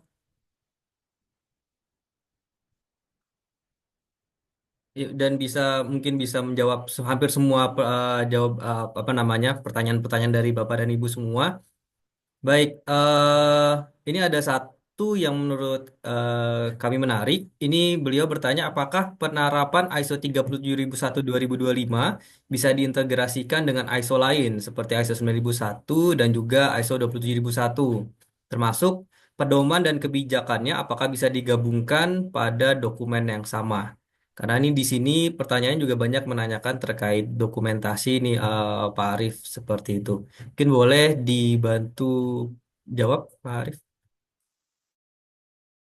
Baik, terima kasih Mas Andi. Izin menjawab Bapak Ibu. Jawabannya betul sekali, bisa sekali Bapak Ibu diintegrasikan. Karena sekarang ISO itu menggunakan Annex SL ya tadi ya, seperti yang disampaikan. Jadi beberapa requirement sama. Pasal 4, pasal 5, pasal 6, pasal 9, pasal 7, beberapa pasal 7, kemudian pasal 10 itu punya persyaratan yang sama. Jadi kalau Bapak Ibu di divisinya itu apa namanya bertanggung jawab atas beberapa ISO ya Bapak Ibu ya. Jadi itu boleh sekali untuk diintegrasikan, kemudian dibuat namanya, kami pernah juga apa bersama dengan beberapa organisasi bikin namanya sistem manajemen terintegrasi gitu ya. Jadi Bapak Ibu boleh nama pedomannya sistem manajemen terintegrasi atau misalkan tata kelola terintegrasi gitu ya. Tapi tata kelola terintegrasi udah dipakai BUMN dan lain sebagainya, jangan ya mau OJK ya. Jadi nanti bisa apa namanya bisa berbenturan. Jadi sistem manajemen terintegrasi Bapak Ibu bisa pakai istilah itu karena biar nanti bisa bisa apa namanya bisa bisa menggabungkan antar standar yang lain. Mungkin saya menjawab sedikit Bapak Ibu ya dari yang lain juga mungkin karena nanti pertanyaan ada beberapa juga tadi Mas Andi. Tadi saya coba saya jawab singkat dulu ya. Nanti kalau ada tambahan ini mungkin saya butuh 5 menit untuk menjawab beberapa pertanyaan dari Bapak Ibu sekalian nih. Jadi biar sekalian aja saya jawab ya. Karena udah dicatat, diketik-ketik ya. Jadi izin saya jawab sedikit. Oke, kemudian berikutnya terkait dengan Pak Agung Nofriansah nanya nih dari AFG ya. Kemudian nanya, Pak, kalau 6.3 perencanaan perubahan itu diformalkan dalam bentuk dokumen apa, Pak? Ya, betul sekali, Pak. Nanti Bapak Ibu harus buat yang namanya dokumen perencanaan perubahan. Kayak misalkan kalau di beberapa perusahaan kan, kalau dalam IT kan kita minta tuh, minta perubahan ya, Pak ya. Kalau ada perubahan kita minta dan lain sebagainya. Sama, ini dalam manajemen ini juga nanti harus kita buat aturan mainnya, kertas kerja manajemen perubahannya harus tetap kita tetapkan atau kita buat juga gitu ya. Jadi jawabannya tetap ada evidence dokumentasi terkait dengan manajemen perubahan mulai dari usulan sampai dengan nanti eksekusinya gimana, perubahannya seperti apa, itu nanti ada semua. Terima kasih Pak Agung, itu mungkin tambahannya. Saya singkat saja menjawabnya untuk beberapa pertanyaan yang lain ya. Kemudian Pak, izin juga Pak untuk 722 untuk proses mempekerjakan ini benturan kepentingan nih terus tadi ya Pak Anggi sudah. Kemudian terkait dengan 722 telah mendatangani fakta integritas tentang benturan kepentingan, apakah bisa dibilang sudah comply ya Pak? Oh, ya ya ya ya. Jadi ada juga beberapa perusahaan yang di fakta integritasnya sudah tidak ada komitmen untuk benturan kepentingan gitu ya. Nah, tangani fakta integritas apakah sudah comply? Karena tadi ada tulisannya Bapak Ibu ada mekanisme di dalam standarnya. Jadi memang fakta integritas comply itu sebagai evidence, tapi mekanismenya juga harus dibuat. Jadi biar kami berkomitmen untuk tidak melakukan benturan kepentingan. Udah benar tuh ya. Kemudian mekanismenya gimana? Kalau misalkan mereka menghadapi benturan kepentingan. Nah, itu yang perlu dibuat begitu ya. Jadi biar nanti tidak terlewat begitu Bapak Ibu sekalian. Jadi izin saya jawab sedikit ya. Nanti kalau ada pertanyaan lagi silakan ditanyakan lagi nanti melalui Mas Andi ya.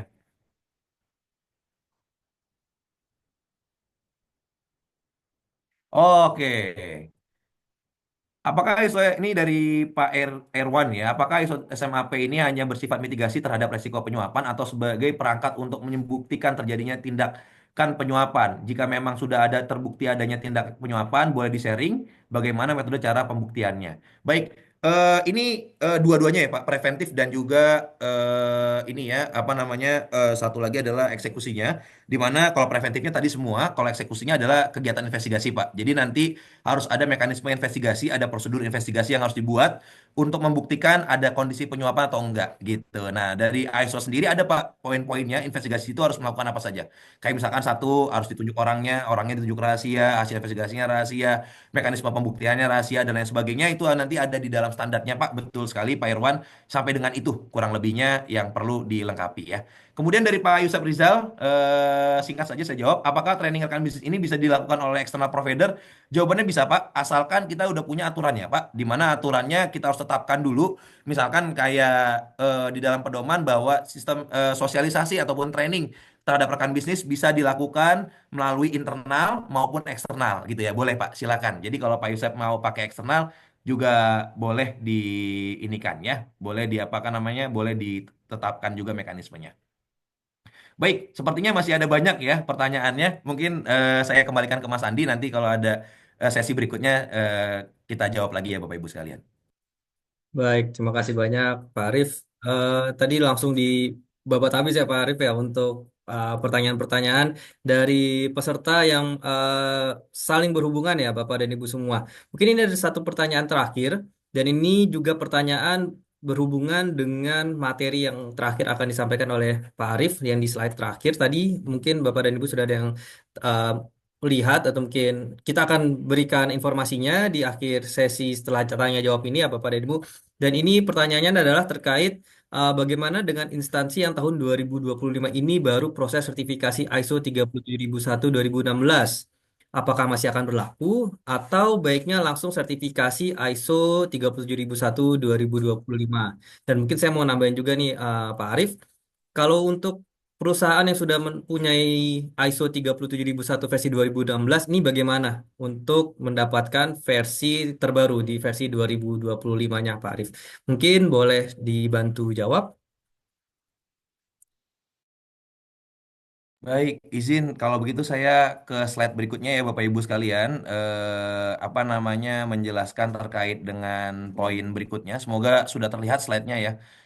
Memang tadi saya lihat banyak juga ya pertanyaan terkait dengan hal tersebut karena ini mungkin jadi hal yang penting juga untuk Bapak Ibu perhatikan gitu ya, bahwa ketika ISO ini berubah, bagaimana konsekuensi di perusahaan kita, apalagi yang baru tadi ya, atau tadi ada pertanyaan juga kapan Pak waktunya? Ada beberapa pertanyaan, 2 sampai 3 pertanyaan yang menanyakan batas waktu. Nah, izin saya jawab secara gambaran Bapak Ibu karena ini yang mungkin sekali lagi ini yang mungkin Bapak Ibu, tetapi belum ada putusan terkait dengan eh, masa transisinya berapa lama. Karena masa transisi ini akan kembali ke badan akreditasi dan badan sertifikasi. Di mana tadi seperti disampaikan dari Bapak Ibu yang tadi sudah menyampaikan duluan ya dari Jamprindo kalau nggak salah. Betul, harus dari BSN dan juga dari KAN. BSN punya KAN, KAN nanti akan mengeluarkan kapan ini apa namanya diselesaikan, badan sertifikasi membuat skema. Jadi waktunya ini nanti akan disepakati dulu. Bisa jadi, tapi ini kemungkinan ya Bapak Ibu ya. Paling lambat biasanya Pak ISO itu 2 sampai 3 tahun. Ini potensi ya Bapak Ibu ya. Potensinya adalah 2 sampai 3 tahun berlakunya dari ISO itu dari ISO itu di dikeluarkan gitu ya. Jadi 2028 adalah waktu 27 atau 2028 adalah potensi batas waktunya. Ya, jadi kalau potensi batas waktunya adalah di tahun 2027 atau 2028 nanti akan disampaikan oleh Badan Sertifikasi Bapak Ibu sekalian juga oleh badan akreditasi. Jadi nanti dari badan akreditasi akan keluar ke badan sertifikasi, badan sertifikasi akan menyampaikan ke Bapak Ibu sekalian waktu batas waktunya. Nah, jadi ini kelihatan. Kenapa Pak bisa 2007? Kenapa bisa 2028? Karena perubahannya tidak signifikan ke struktur, ke klausul-klausulnya berubah semua, ke prinsip karena perubahan yang nggak berhubungan dengan itu, maka potensi perubahan transisinya bisa lebih cepat Bapak Ibu sekalian ke 2027. Meskipun biasanya adalah 3 tahun dari standar yang baru ya. Biasanya 3 tahun dari standar yang baru. Tetapi karena tadi Bapak Ibu karena tadi ada perubahannya tidak semuanya berubah, maka ada potensi nanti dari badan sertifikasi dan badan akreditasi itu akan menyampaikan waktunya sampai dengan tahun 2027 bisa jadi. Tapi semoga 2028 jadi bisa lebih panjang ya Bapak Ibu mempersiapkannya. Tapi Bapak Ibu nggak usah khawatir. Pertanyaan tadi, apakah misalkan nih kita baru mensertifikasikan diri kita di tahun 2025, Pak? Apakah kita harus langsung berubah ke ISO 37001 2025, Pak? Jawabannya, sampai dengan saat ini Bapak Ibu belum ada badan sertifikasi dan badan akreditasi yang siap mengaudit ISO 37001 tahun 2025. Belum ada. Kenapa? Karena karena skemanya lagi disusun juga badan karena standar ISO-nya baru banget keluar nih 28 Februari. Otomatis setelah keluar skema disusun oleh KAN. Skema disusun oleh badan sertifikasi. Setelah skemanya disusun oleh badan sertifikasi dan KAN sudah bisa akreditasi, baru badan sertifikasi akan mengakreditasikan dirinya. Nah, baru setelah itu Bapak Ibu bisa tuh minta sertifikasi. Begitu. Tapi itu butuh waktu. Kapan waktunya, Pak? Kira-kira Bapak Ibu waktu skema itu diperbaiki dari badan sertifikasi dan badan akreditasi itu kurang lebih 6 bulan sampai dengan setahun. Jadi mungkin adanya di kuarter 3 atau di tahun depan. Gitu ya Bapak Ibu sekalian ya. Jadi kita akan lihat mungkin baru bisa disertifikasi di kuarter 3 atau tahun depan. Jadi kalau Bapak Ibu yang baru mau sertifikasi, Bapak Ibu nggak usah khawatir, sertifikasikan dulu ke 37001 tahun 2016. Begitu ya Bapak Ibu sekalian ya. Sertifikasikan dulu saja. Karena nanti pada saat Bapak Ibu di tahun depan ada yang namanya surveillance audit, Bapak Ibu bisa langsung minta upgrade. Gitu. Jadi Bapak Ibu bisa langsung minta upgrade. Kita nggak perlu nunggu upgrade itu 3 tahun ke depan ya Pak ya. Tapi Bapak Ibu bisa langsung minta upgrade di tahun pertama. Begitu. Jadi sambil kita menunggu badan akreditasi dan badan sertifikasi di Indonesia siap untuk melakukan sertifikasi audit 37001 2025, Bapak Ibu yang sudah punya target dari manajemen ataupun target dari dari customer ataupun target dari holding dan lain sebagainya, Bapak Ibu tetap bisa mensertifikasikan diri Bapak Ibu sekalian di ISO 37001 tahun 2016. Nggak perlu khawatir, itu tetap berlaku. Berapa lama berlakunya? Tetap 3 tahun Bapak Ibu, sampai dengan 2028 tetap berlaku. Tapi nanti Bapak Ibu di tahun 2028 Bapak Ibu diminta transisi. Nah, Bapak Ibu tapi nggak perlu nunggu tahun 2008 buat transisi. Bapak Ibu bisa transisi langsung tahun 2026 kalau Bapak Ibu sudah siap. Jadi kata kuncinya adalah ketika kita siap, kita bisa langsung merubah standarnya. Minta badan sertifikasi ngerubah, bisa banget, mudah sekali, nggak sulit gitu ya. Tapi yang sulit adalah kita siap apa enggaknya. Nah, itu yang perlu kita perhatikan ya Bapak Ibu sekalian ya. Nah, jadi bagaimana timelinenya Pak? Jadi tahun 2025 Bapak Ibu masih bisa menggunakan standar ISO 37001 tahun 2016. Mohon maaf nih typo ya, 37001 tahun 2016. Atau Bapak Ibu cuma bisa mempersiapkan dulu. Jadi nggak bisa diganti juga langsung. Karena Bapak Ibu cuma bisa mempersiapkan. Silakan 2025 ini saatnya kita mempersiapkan. Makanya Bapak Ibu yang ikut webinar semoga bisa dapat nih gambarannya nih. Apa sih requirement barunya? Sehingga kita bisa mempersiapkan nih yang teman-teman yang belum yang sudah pernah mensertifikasikan dirinya 37001 2016 perubahan-perubahannya kita siapin dulu gitu ya. Nah, setelah sudah siap baru nanti tahun 2026 kemungkinan atau paling cepat di kuartal 3 atau kuartal 4 2025 baru kita bisa upgrade namanya. Bisa upgrade ke ISO 37001 tahun 2025 ya Bapak Ibu sekalian. Kalau mau mungkin potensinya ada di sana. Ya, baru bisa upgrade-nya di sana. Karena teman-teman dari Badan Akreditasi dan Badan Sertifikasi pertama mulai dulu memahami standarnya dulu, melihat requirement-nya, bikin bikin skemanya, baru nanti akan dikeluarkan dan akan bisa disertifikasikan ke Bapak Ibu sekalian. Dan begitu Bapak Ibu, jadi nanti baru tahun 2026 paling nih Bapak Ibu, rame-rame ada perubahan gitu. Rame-rame ada perubahan gitu ya. Tahun 2026 baru mulai nanti tuh rame perubahannya gitu. Nah, tahun 2007 2028 itu akhir-akhir tuh. Jadi kalau Bapak Ibu masih mau jadi Bapak Ibu nggak bisa nih sertifikasi nanti di 37001 tahun 2016-nya di akhir-akhir di tahun 2027 atau 2028. Nah, itu nggak bisa karena Bapak Ibu sudah diminta untuk menerapkan 37001 2025. Kalau di akhir-akhir nggak bisa. Tapi kalau di awal-awal masih bisa banget, masih nggak masalah. Bapak Ibu terapin 37001 2016, kemudian nanti tahun depan pas surveillance minta upgrade kalau kita udah siap. Pak, kita mau rubah ke 37001 2025, upgrade. Ada nggak konsekuensinya? Konsekuensinya nggak terlalu banyak, Pak, kalau upgrade itu. Konsekuensinya hanya Bapak Ibu tinggal mempersiapkan dokumentasinya, nanti auditornya akan datang mengaudit berdasarkan persyaratan yang baru. Begitu, Bapak Ibu sekalian. Semoga bisa menjawab pertanyaan yang tadi ditanyakan ya, Bapak Ibu sekalian. Baik, demikian mungkin penjelasannya. Yang perlu disiapin apa? Ini yang perlu diperhatikan atau dipersiapkan ya Bapak Ibu ya.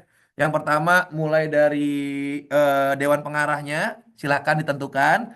Kemudian yang masalah climate change dipastikan lengkap ya ada. Program budaya anti penyuapan harus disiapin. Planning of change, perencanaan perubahan tadi yang ditanyakan oleh Pak Agung ya itu juga harus disiapkan. Kemudian pengendalian benturan kepentingan dan sosialisasi benturan kepentingan juga harus disiapin. Program awareness training pegawai dan rekan bisnis jangan lupa dipersiapkan ya. Kemudian mekanisme proses merger dan akuisisi itu juga pastikan pengendaliannya disiapkan. Dan yang terakhir adalah program audit internal yang mempertimbangkan area yang jadi konsen itu juga perlu dipersiapkan. Kurang lebih 8 ya tadi seperti yang slide pertama kami sebutkan. Kurang lebih ada 8 hal yang perlu diperhatikan Bapak Ibu, dipersiapkan kalau Bapak Ibu mau upgrade ke ISO 37001 tahun 2026. Kalau mau. Kalau belum mau gimana Pak? Aman. Sampai kapan Pak aman? Sampai tahun ini ya Pak, gitu. Aman. Ah, saya nggak mau upgrade dulu ah. Siap-siap dulu lah. Ada proyek, ada aktivitas lain yang perlu dikejar. Itu nggak apa-apa Bapak Ibu sekalian. Tapi kalau Bapak Ibu mau curi start, sekarang biar punya upgrade duluan gitu ya. Udah nanti pada saat badan sertifikasi dan akreditasi siap, kita langsung upgrade. Nah, itu silakan dari tahun 2025 ini Bapak Ibu mempersiapkan diri. Begitu Bapak Ibu sekalian. Baik, begitu kira-kira apa yang bisa kami jelaskan Bapak Ibu dalam pertemuan singkat ini. Mohon maaf sekali karena hanya singkat ya yang bisa disampaikan. Tapi semoga tidak mengurangi manfaat dan juga diskusi kita hari ini. Terima kasih banyak kami ucapkan kepada Bapak Ibu sekalian. Nanti mungkin kalau ada pertanyaan lagi ya, mungkin ada sesi tanya jawab lagi, mungkin nanti akan dibuka lagi oleh Mas Andi. Tapi saya mungkin tutup dulu materinya. Kurang lebihnya mohon maaf. Bila taufik wal hidayah. Wassalamualaikum warahmatullahi wabarakatuh. Saya kembalikan ke Mas Andi kalau ada yang ingin tanyakan kembali atau mungkin menjawab pertanyaan atau mungkin ada beberapa pesan-pesan lagi dari Mas Andi. Silakan Mas Andi untuk melanjutkan. Mari Bapak Ibu sekalian. Baik, terima kasih banyak Pak Arif atas pemaparannya di siang hari ini. Harapannya Bapak dan Ibu bisa mendapatkan ilmu yang bermanfaat ya Bapak dan Ibu, terutama terkait upgrade ISO 37001 2016 ke 2000 ke versi 2025. Baik, Bapak dan Ibu sebagai eh, bahan evaluasi kami, mohon izin Bapak dan Ibu untuk dapat mengisi survei kegiatan kami untuk di siang hari ini bisa menggunakan QR code dan juga kami telah tersedia link di kolom chat ya Bapak dan Ibu.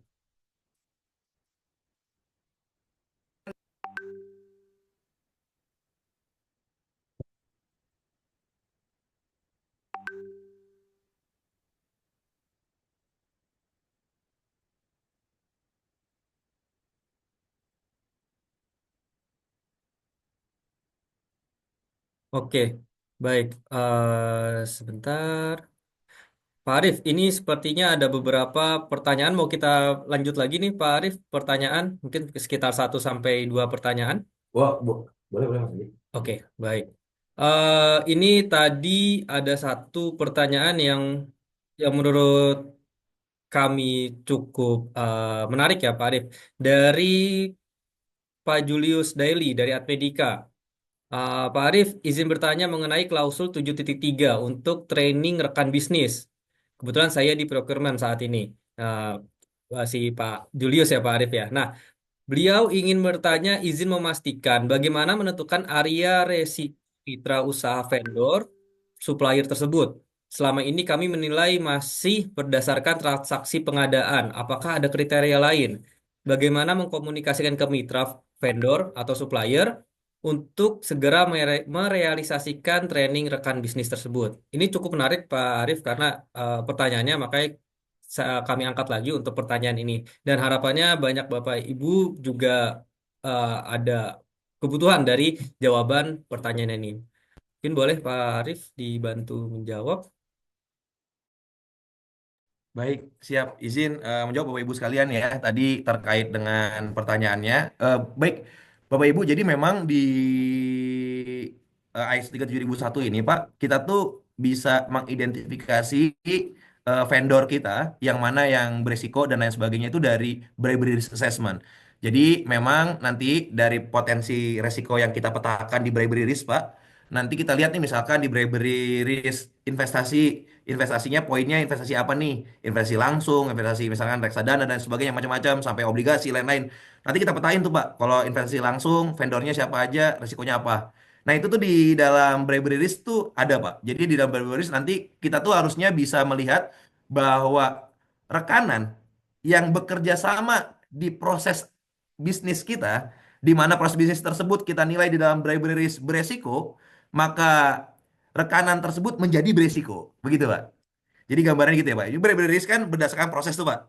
Proses A, proses B, proses C, proses D, proses E. Investasi, pengadaan, merger akuisisi, apalagi tadi HR dan lain sebagainya. Dipetain tuh. Investasi, pengadaan, merger, HR, IT gitu dan lain sebagainya. Kita petain dari situ bahwa ternyata misalkan nih di IT, IT itu, divisi IT itu ternyata misalkan itu beresiko. Misalkan di dalam bribery risknya beresiko. Maka seluruh vendor IT yang nantinya masuk ke dalam area kerja kita, maka nanti akan beresiko juga, Pak. Nah, itu jadi gambarannya, Pak. Itu bisa jadiin tambahan, Pak, selain dari angka yang nanti angka pengadaan ya, mulai dari misalkan pemilihan langsung, penunjukan langsung sampai dengan yang terakhir. Tapi yang pasti adalah tadi ketika nanti dari hasil peta resiko bribery risk-nya dia high risk atau medium risk, maka vendor-vendor tersebut adalah vendor-vendor yang berhak mendapatkan pelatihan gitu. Pelatihannya dari perusahaan ya Pak, dari internal boleh, dari eksternal boleh silahkan. Tapi gambarannya itu. Jadi nanti kita lihat dari prosesnya aja Pak, dari area proses, dari area kerja, sehingga nanti Bapak Ibu bisa melihat bahwa oh di area ini beresiko nih. vendor-vendornya, misalkan kita lihat bahwa pengadaan beresiko. Pengadaan itu beresikonya pengadaan yang mana nih? Pengadaannya siapa? Area yang mana yang beresiko? Misalkan pengadaannya pengadaan penunjukan langsung. Maka vendor-vendor yang penunjukan langsung beresiko. Vendor-vendor yang pembelian langsung nggak beresiko nih Pak, karena pembelian langsung kita belinya pakai biasanya kita belinya kalau di beberapa perusahaan Pak yang saya pernah temuin, pembelian langsung kita belinya di ini Pak, di e-commerce Pak, soalnya Pak. Kita udah pakai Tokopedia dan lain sebagainya. Sehingga tidak langsung terlibat ini Pak. Bahkan tidak beresiko lagi Pak di beris kita Pak. Ya udah berarti kalau di beris ya pembelian langsung tidak beresiko, maka vendor-vendor pembelian langsung nggak perlu kita sosialisasiin Pak. Makanya nanti kita perlu buatin dulu di beris, kita petain vendor mana aja nih yang beresiko nih. Nah, vendor-vendor yang beresiko itulah yang nanti masuk. Tapi bukan vendornya yang petain ya Pak di beris, tapi prosesnya. Sama yang seperti yang sudah kita lakukan di perusahaan. Apalagi kalau vendornya terpetakan itu lebih baik lagi gitu ya. Tapi minimumnya adalah dari proses beresiko vendornya kita pastikan sudah dipastikan berdasarkan proses tersebut beresiko maka vendornya juga beresiko. Begitu kira-kira gambarannya Pak. Oke, baik. Ini ada Pak Anggi raise hand. Mas Arief mungkin silakan Pak Anggi jika ada pertanyaan. Boleh, monggo. Nah, ya, terima kasih Mas Andi. Pak Arief, izin kembali bertanya Pak, menarik terkait dengan kelanjutan dari training ya, training untuk vendor yang dilakukan. Jadi memang kan kalau di kita, di kami itu kan beberapa unit kerja, sebagian besar di unit kerja sudah tersertifikasi ya Pak ya. Dan memang itu penanganannya juga penerapannya juga di setiap unit kerja dilakukan implementasi terhadap penerapan SMAP ini. Nah, terkait dengan training dari vendor, memang ada bagian tersendiri atau sebutannya unit kerja ya, divisi untuk menangani kerjasama dengan mitra ataupun vendor tersebut dalam hal pengadaan ataupun misalnya kontrak ya, kira-kira seperti itu. Nah, eh, biasanya di setiap unit kerja di kami itu dalam implementasi dan melakukan penilaian itu ada terdapat semacam form ya Pak ya, form baik form dari uji kelayakan salah satunya mungkin ya, bisa jadi uji kelayakan dari SDM kita sendiri ataupun uji kelayakan untuk rekan bisnis. Nah, dari divisi tersebut yang menangani ah, vendor atau mitra tersebut, ah, mereka biasanya melakukan pengisian form dari uji kelayakan itu, dan memang ada penilaiannya di situ. Dan selain itu juga dari kami itu kan ada yang dari penilaian dengan penilaian risiko ya Pak ya, penilaian risiko dari penyuapan. Nah, apakah hal ini eh, di, karena di dalam penilaian risiko penyuapan itu berbeda unit kerja yang menangani apa ya dengan yang vendor tadi. Nah, apakah kedua hal tersebut bisa digabungkan gitu Pak? Jadi karena terkadang juga penilaian dilakukan di dalam penilaian risiko itu agak berbeda dengan uji kelayakan yang dilakukan oleh unit kerja yang satunya. Nah, kira-kira apa yang menjadi potensial langkah-langkah potensialnya nih Pak, yang akan dituju? Apakah harus mengikuti yang potensi penilaian risikonya ataukah dari memang unit kerja tersebut yang memang menangani dari penanganan vendor-vendor atau mitra tersebut? Kira-kira itu aja. Rip, terima kasih Pak. Siap, Pak Anggi. Terima kasih banyak izin menjawab, Pak. Ya, eh betul Pak. Jadi eh, pertama resikonya tetap jadi satu aja, Pak. Maksudnya lebih ke arah biar nanti nggak double juga. Nanti memang harusnya teman-teman dari unit kerja ini bisa mengidentifikasi dulu terkait dengan resiko-resiko yang. Jadi bukan teman-teman. Oh ya, jadi ini tergantung lingkupnya ya. Kalau misalkan kita disertifikasi di pengadaan, gimana nih Pak? Kalau misalkan sertifikasinya di divisi-divisi kan divisi emang harus mengidentifikasi ya. Tapi kalau di pengadaan gimana nih Pak? Mungkin pertanyaannya lebih ke arah situ ya. Kalau sertifikasi di pengadaan bisa menjadi PR nih divisi pengadaan yang mengidentifikasi gitu ya. Ya, betul Pak. Kalau kita sertifikasinya lingkup penerapannya hanya di pengadaan, maka mau nggak mau Pak, kita diskusi bareng-bareng sama teman-teman di ini ya, apa namanya, teman-teman di divisi juga. Kita lihat bahwa sebenarnya area-area yang berisiko, vendor-vendor berisiko di mana sih? Atau teman-teman pengadaan yang udah punya data nih, misalkan kita udah punya data nih, vendor-vendor yang berisiko tuh sebenarnya vendor-vendor ini loh, misalkan penunjukan langsung. Wah itu resikonya besar banget tuh, biasanya yang penunjukan langsung. Kalau tender biasanya resiko paling kecil tuh. Kalau tender memang angkanya gede, tapi secara tata kelola tuh paling rapih pasti. Tapi penunjukan langsung atau pengadaan-pengadaan yang sifatnya cepat, cepat, cepat, nah itu yang berisiko misalkan. Nah itu yang memang mau nggak mau memang harus kita diskusikan secara bersama-sama dulu sih Pak. Jadi ketika kita menentukan vendornya, memang harusnya kita berdiskusi dengan beberapa tim atau divisi yang nantinya terkait jadi user kita nih.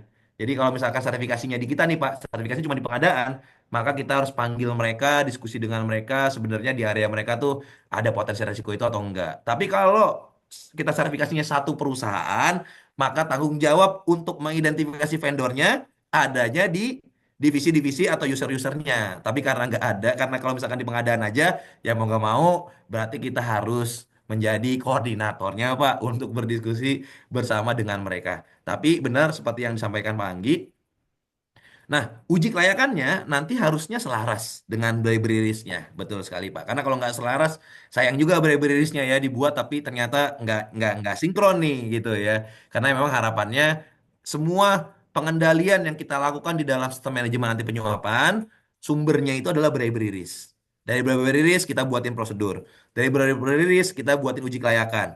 Dari bribery risk kita kendalikan vendor. Dari bribery risk kita buat pengendalian gratifikasi. Jadi memang bribery risk ini menjadi kunci ya dalam penerapannya. Gitu sih Bapak Ibu sekalian. Kira-kira mungkin jawabannya Pak Anggi. Izin kalau ada yang belum kejawab boleh disampaikan lagi. Baik, terima kasih banyak Pak Arif dan juga Pak Anggi. Eh ini punten Pak Arif dari Pak Julius ingin disambungkan nih katanya karena mau melanjutkan pertanyaan yang tadi terkait training rekan bisnis ya Pak Julius. Monggo Pak Julius waktu dan tempat dipersilakan Pak. Ya, terima kasih Pak Andi sebelumnya. Izin Pak Arif, saya Julius Pak dari Art Medika. Kebetulan saya dari program Art Medika. Jadi menjamu tadi kan ada beberapa aspek Pak ya. Kalau misalnya memang kalau melihat aspek risiko dari vendor atau mitra usaha tersebut ya Pak, ada operasional, bisnis kompleks maupun finansial, baik secara apa core bisnis perusahaan ya Pak. Itu bisa bisa dilihat bahwa dari berbagai aspek ya Pak. Lalu yang kedua yang saya mau tanya Pak, bagaimana kita mengkomunikasikan bahwa si vendor, mitra usaha atau supplier ini adalah vendor yang memang sangat berisiko, Pak. Kalau kita melihat redaksional berisiko, kesannya konotasi negatif nih, Pak ya ke vendor ya. Itu yang pertama, Pak. Yang kedua, bagaimana kita memprovide, Pak. Sedangkan mungkin vendor agak berkeberatan nanti nih, Pak. Sedangkan untuk melakukan training bisnis rekan bisnis ini Pak, baik kita nggak tahu baik baik dari segi finansial ataupun dari dari kesiapan dari si vendor atau mitra usaha tersebut Pak. Mungkin bisa dibantu Pak bagaimana atau apa dibantu atau disarankan atau direkomendasikan Pak bagaimana kita mengkomunikasikan training dari rekan bisnis ke vendor tersebut Pak. Terima kasih Pak.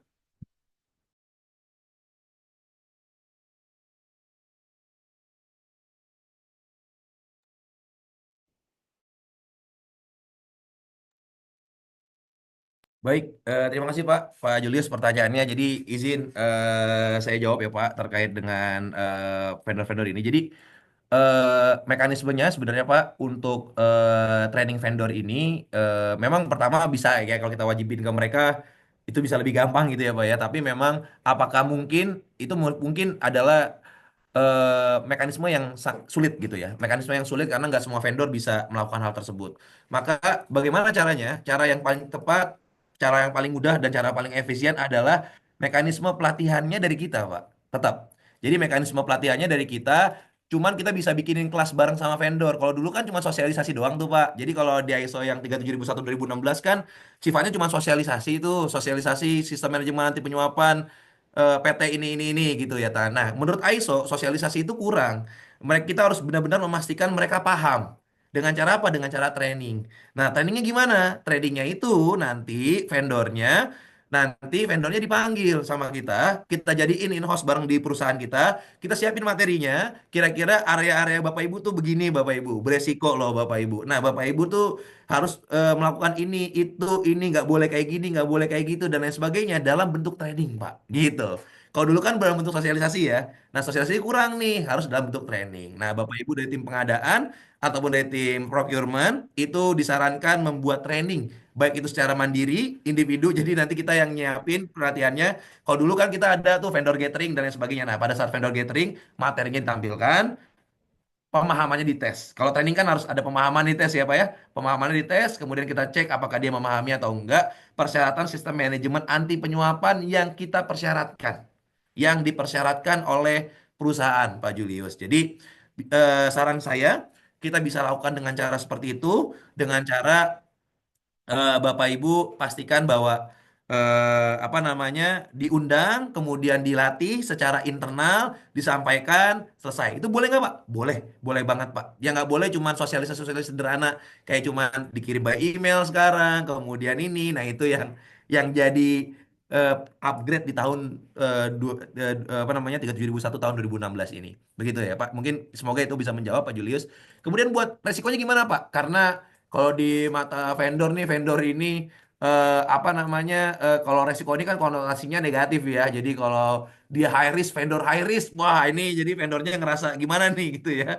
Ya, jadi jawabannya nggak apa-apa. Jadi eh memang ini adalah mungkin ini tugas kita sebagai tim procurement juga untuk bisa mengingatkan kepada teman-teman di user dan juga teman-teman di vendor bahwa kita bisa mengingatkan bahwa resiko itu bukan konotasi negatif. Resiko itu kita harus sering mengingatkan juga bahwa resiko itu sebenarnya lebih ke arah Bapak Ibu ada potensi gitu ya. Ada potensi ke depan. Nih area ini ada potensi. Misal proses pengadaan IT, misalkan ya Pak ya di perusahaan beberapa perusahaan proses pengadaan IT itu beresiko. Kenapa? Karena ternyata procurementnya nggak memahami terkait dengan IT. Wah itu saya ketemu di beberapa perusahaan tuh. Pak, vendor IT ini saya bingung nih Pak. Tiba-tiba speknya kayak gini, speknya kayak gini, speknya kayak gini. Saya bingung nih Pak. Nah gitu misalkan kan. Malah ini apa namanya aplikasi sistem update terus, spesifikasi update.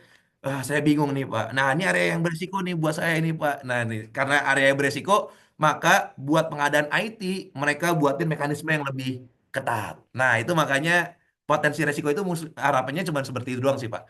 Jadi bukan mengotakkan, wah ini vendor ini nama vendor A, vendor B, vendor C, nggak pakai nama ya, tapi pakainya jenis vendornya aja cukup sih Pak. Jadi pakai jenis vendor, vendor-vendor IT misalkan ya, oh vendor IT nggak mau vendor-vendor yang sifatnya misalkan tadi contohnya tadi disampaikan sama Pak Anggi kalau nggak salah. Jadi vendor-vendor yang angkanya sekian, boleh nggak Pak? Boleh juga makainya angka dulu deh kalau gitu. Jadi kan penerapannya bisa bertahap ya. Kita makainya angka dulu deh Pak. Yang kita sosialisasiin adalah vendor-vendor yang angkanya di atas 200 juta deh Pak, baru kita sosialisasiin gitu. Itu boleh nggak Pak? Boleh, asalkan di dalam prosedur, di dalam SOP kita, di dalam ketentuan kita tuliskan. Dan di dalam risk inline gitu ya Bapak Ibu sekalian ya. Semoga bisa menjawab Pak Julius. Silakan kalau ada Baik, yang ditambahkan lagi. terima kasih Pak Arif, Pak Andi. Sama-sama Pak Julius. Baik, terima kasih banyak pemaparannya Mas Arif, Pak Arif, dan juga mungkin pertanyaan dari para peserta. Jika ada yang ingin ditanyakan kembali, boleh langsung hubungi kami, boleh menuliskan pertanyaannya ke email kami di markom@robere.co.id. Jadi Bapak dan Ibu, jika ada yang masih nyangkut, ingin ada pertanyaan lanjutan, bisa langsung bertanya kepada kami dan kami nanti akan lanjutkan dan teruskan kepada konsultan kami ya, Bapak dan Ibu. Baik, kita sudah berada di penghujung acara ya, Bapak dan Ibu. Namun sebelumnya, eh, saya akan memperkenalkan untuk ada salah satu sales tim lead sales kami atas nama Alicia ya Bapak dan Ibu semuanya. Mungkin ada Bapak dan Ibu udah berkenalan dengan Mbak Alicia dan hari ini beliau hadir di dalam webinar di siang hari ini. Beliau ingin menyampaikan sepatah dua patah kata nih Bapak dan Ibu. Baik, mungkin Mbak Alicia waktu dan tempat saya persilakan. Baik, terima kasih banyak Mas Andi untuk pengantarnya. Terima kasih banyak juga Mas Arief untuk sekilas gitu ya terkait dengan ISO 37001 versi 2025. Selamat siang Bapak Ibu, salam kenal dengan saya Alicia. Saya di sini perwakilan dari tim account atau tim sales dari PT Robert Manajemen Indonesia. Mungkin tadi sudah mendengarkan sekilas singkat gitu ya terkait dengan hal-hal apa saja perubahan terkait dengan versi 2025. Kebetulan di sini saya mewakili tim kami, mewakili Robert juga akan menginformasikan untuk next step kegiatan dari PT Robert Manajemen Indonesia. Di mana untuk di tanggal 11 April tepatnya Di sini kita akan mengadakan Bapak Ibu untuk public training tentunya untuk awareness ISO 37001 2025 include transition programnya. Nah, di sini tentunya akan membahas lebih komprehensif lagi untuk klausul per klausul dari ISO yang versi terbaru 2025 ini. Apa saja pembedanya, apa saja yang harus dilakukan perubahan, dan mungkin hal-hal tersebut dapat meningkatkan awareness awal bagi Bapak Ibu yang nantinya akan melakukan updating ISO-nya begitu ya. Jadi mungkin untuk Bapak Ibu PIC atau project leader di sebelumnya di perusahaannya dan dipercaya atau baru dipercaya ya di tahun ini, boleh monggo untuk mengikuti pelatihan kami yang akan berlangsung di tanggal 11 April. Untuk metode pelatihannya ini onsite Bapak Ibu, dan kebetulan mungkin Bapak Ibu semua ada yang bertanya nih, apa keunggulannya untuk mendaftarkan di saat ini? Kebetulan kita ada package Ramadan cenah gitu ya mungkin bahasanya. Untuk paketnya ini kita ada early bird, di mana early bird ini kita ada harga spesial untuk Bapak Ibu yang mendaftarkan. Tentunya harga ini belum include pajak ya Bapak Ibu ya. Ini harganya di 900.000 exclude PPN. Yang ini juga akan ada kuota terbatas sampai dengan di tanggal 31 Maret. Jadi tentunya walaupun 31 Maret nanti hari raya gitu ya libur, kalau mau langsung mendaftarkan, monggo kita masih available jikalau nanti kuotanya juga masih tersedia. Seperti itu. Nah, untuk Bapak Ibu yang berminat, nanti boleh menghubungi PIC atau narah hubung masing-masing begitu ya, untuk di masing-masing company atau yang sudah terhubung, atau nanti boleh menindaklanjuti lebih lanjut atau mempelajari dari link scan yang ada di e-flyer terlampir. Seperti itu. Baik, mungkin untuk sekilas iklan dari pelatihannya.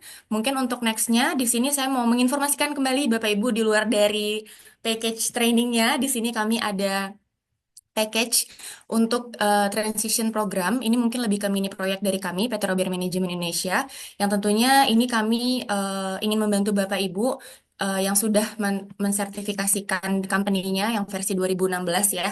Jadi di sini kita akan melakukan dalam 3 step saja atau 3 tahapan atau metodologi. Yang tentunya ini ada pelatihan dan awareness ISO 37001 versi 2025. Lalu nanti kita akan melakukan pre-assessment 37001 yang tentunya pre-assessment ini adalah kombinasi quality assurance, gap analysis, dan internal auditor. Jadi tentunya di sini kita akan provide laporannya untuk Bapak Ibu, dan mungkin ini merupakan salah satu ya pembeda dari kami PT Robert Management Indonesia dengan badan ataupun lembaga lainnya juga seperti itu. Nah, di sini juga kita akan provide untuk workshop pendampingan transisinya. Jadi tentunya dari hasil pre-assessment-nya jika ada tindak lanjut lebihnya nanti kita akan sediakan di tahapan ketiga yaitu workshopnya. Di sini juga akan ada bonus Bapak Ibu tentunya bagi Bapak Ibu yang nanti join untuk atau berminat gitu ya untuk mendaftarkan company-nya yang sudah tersertifikasi Bapak Ibu ya.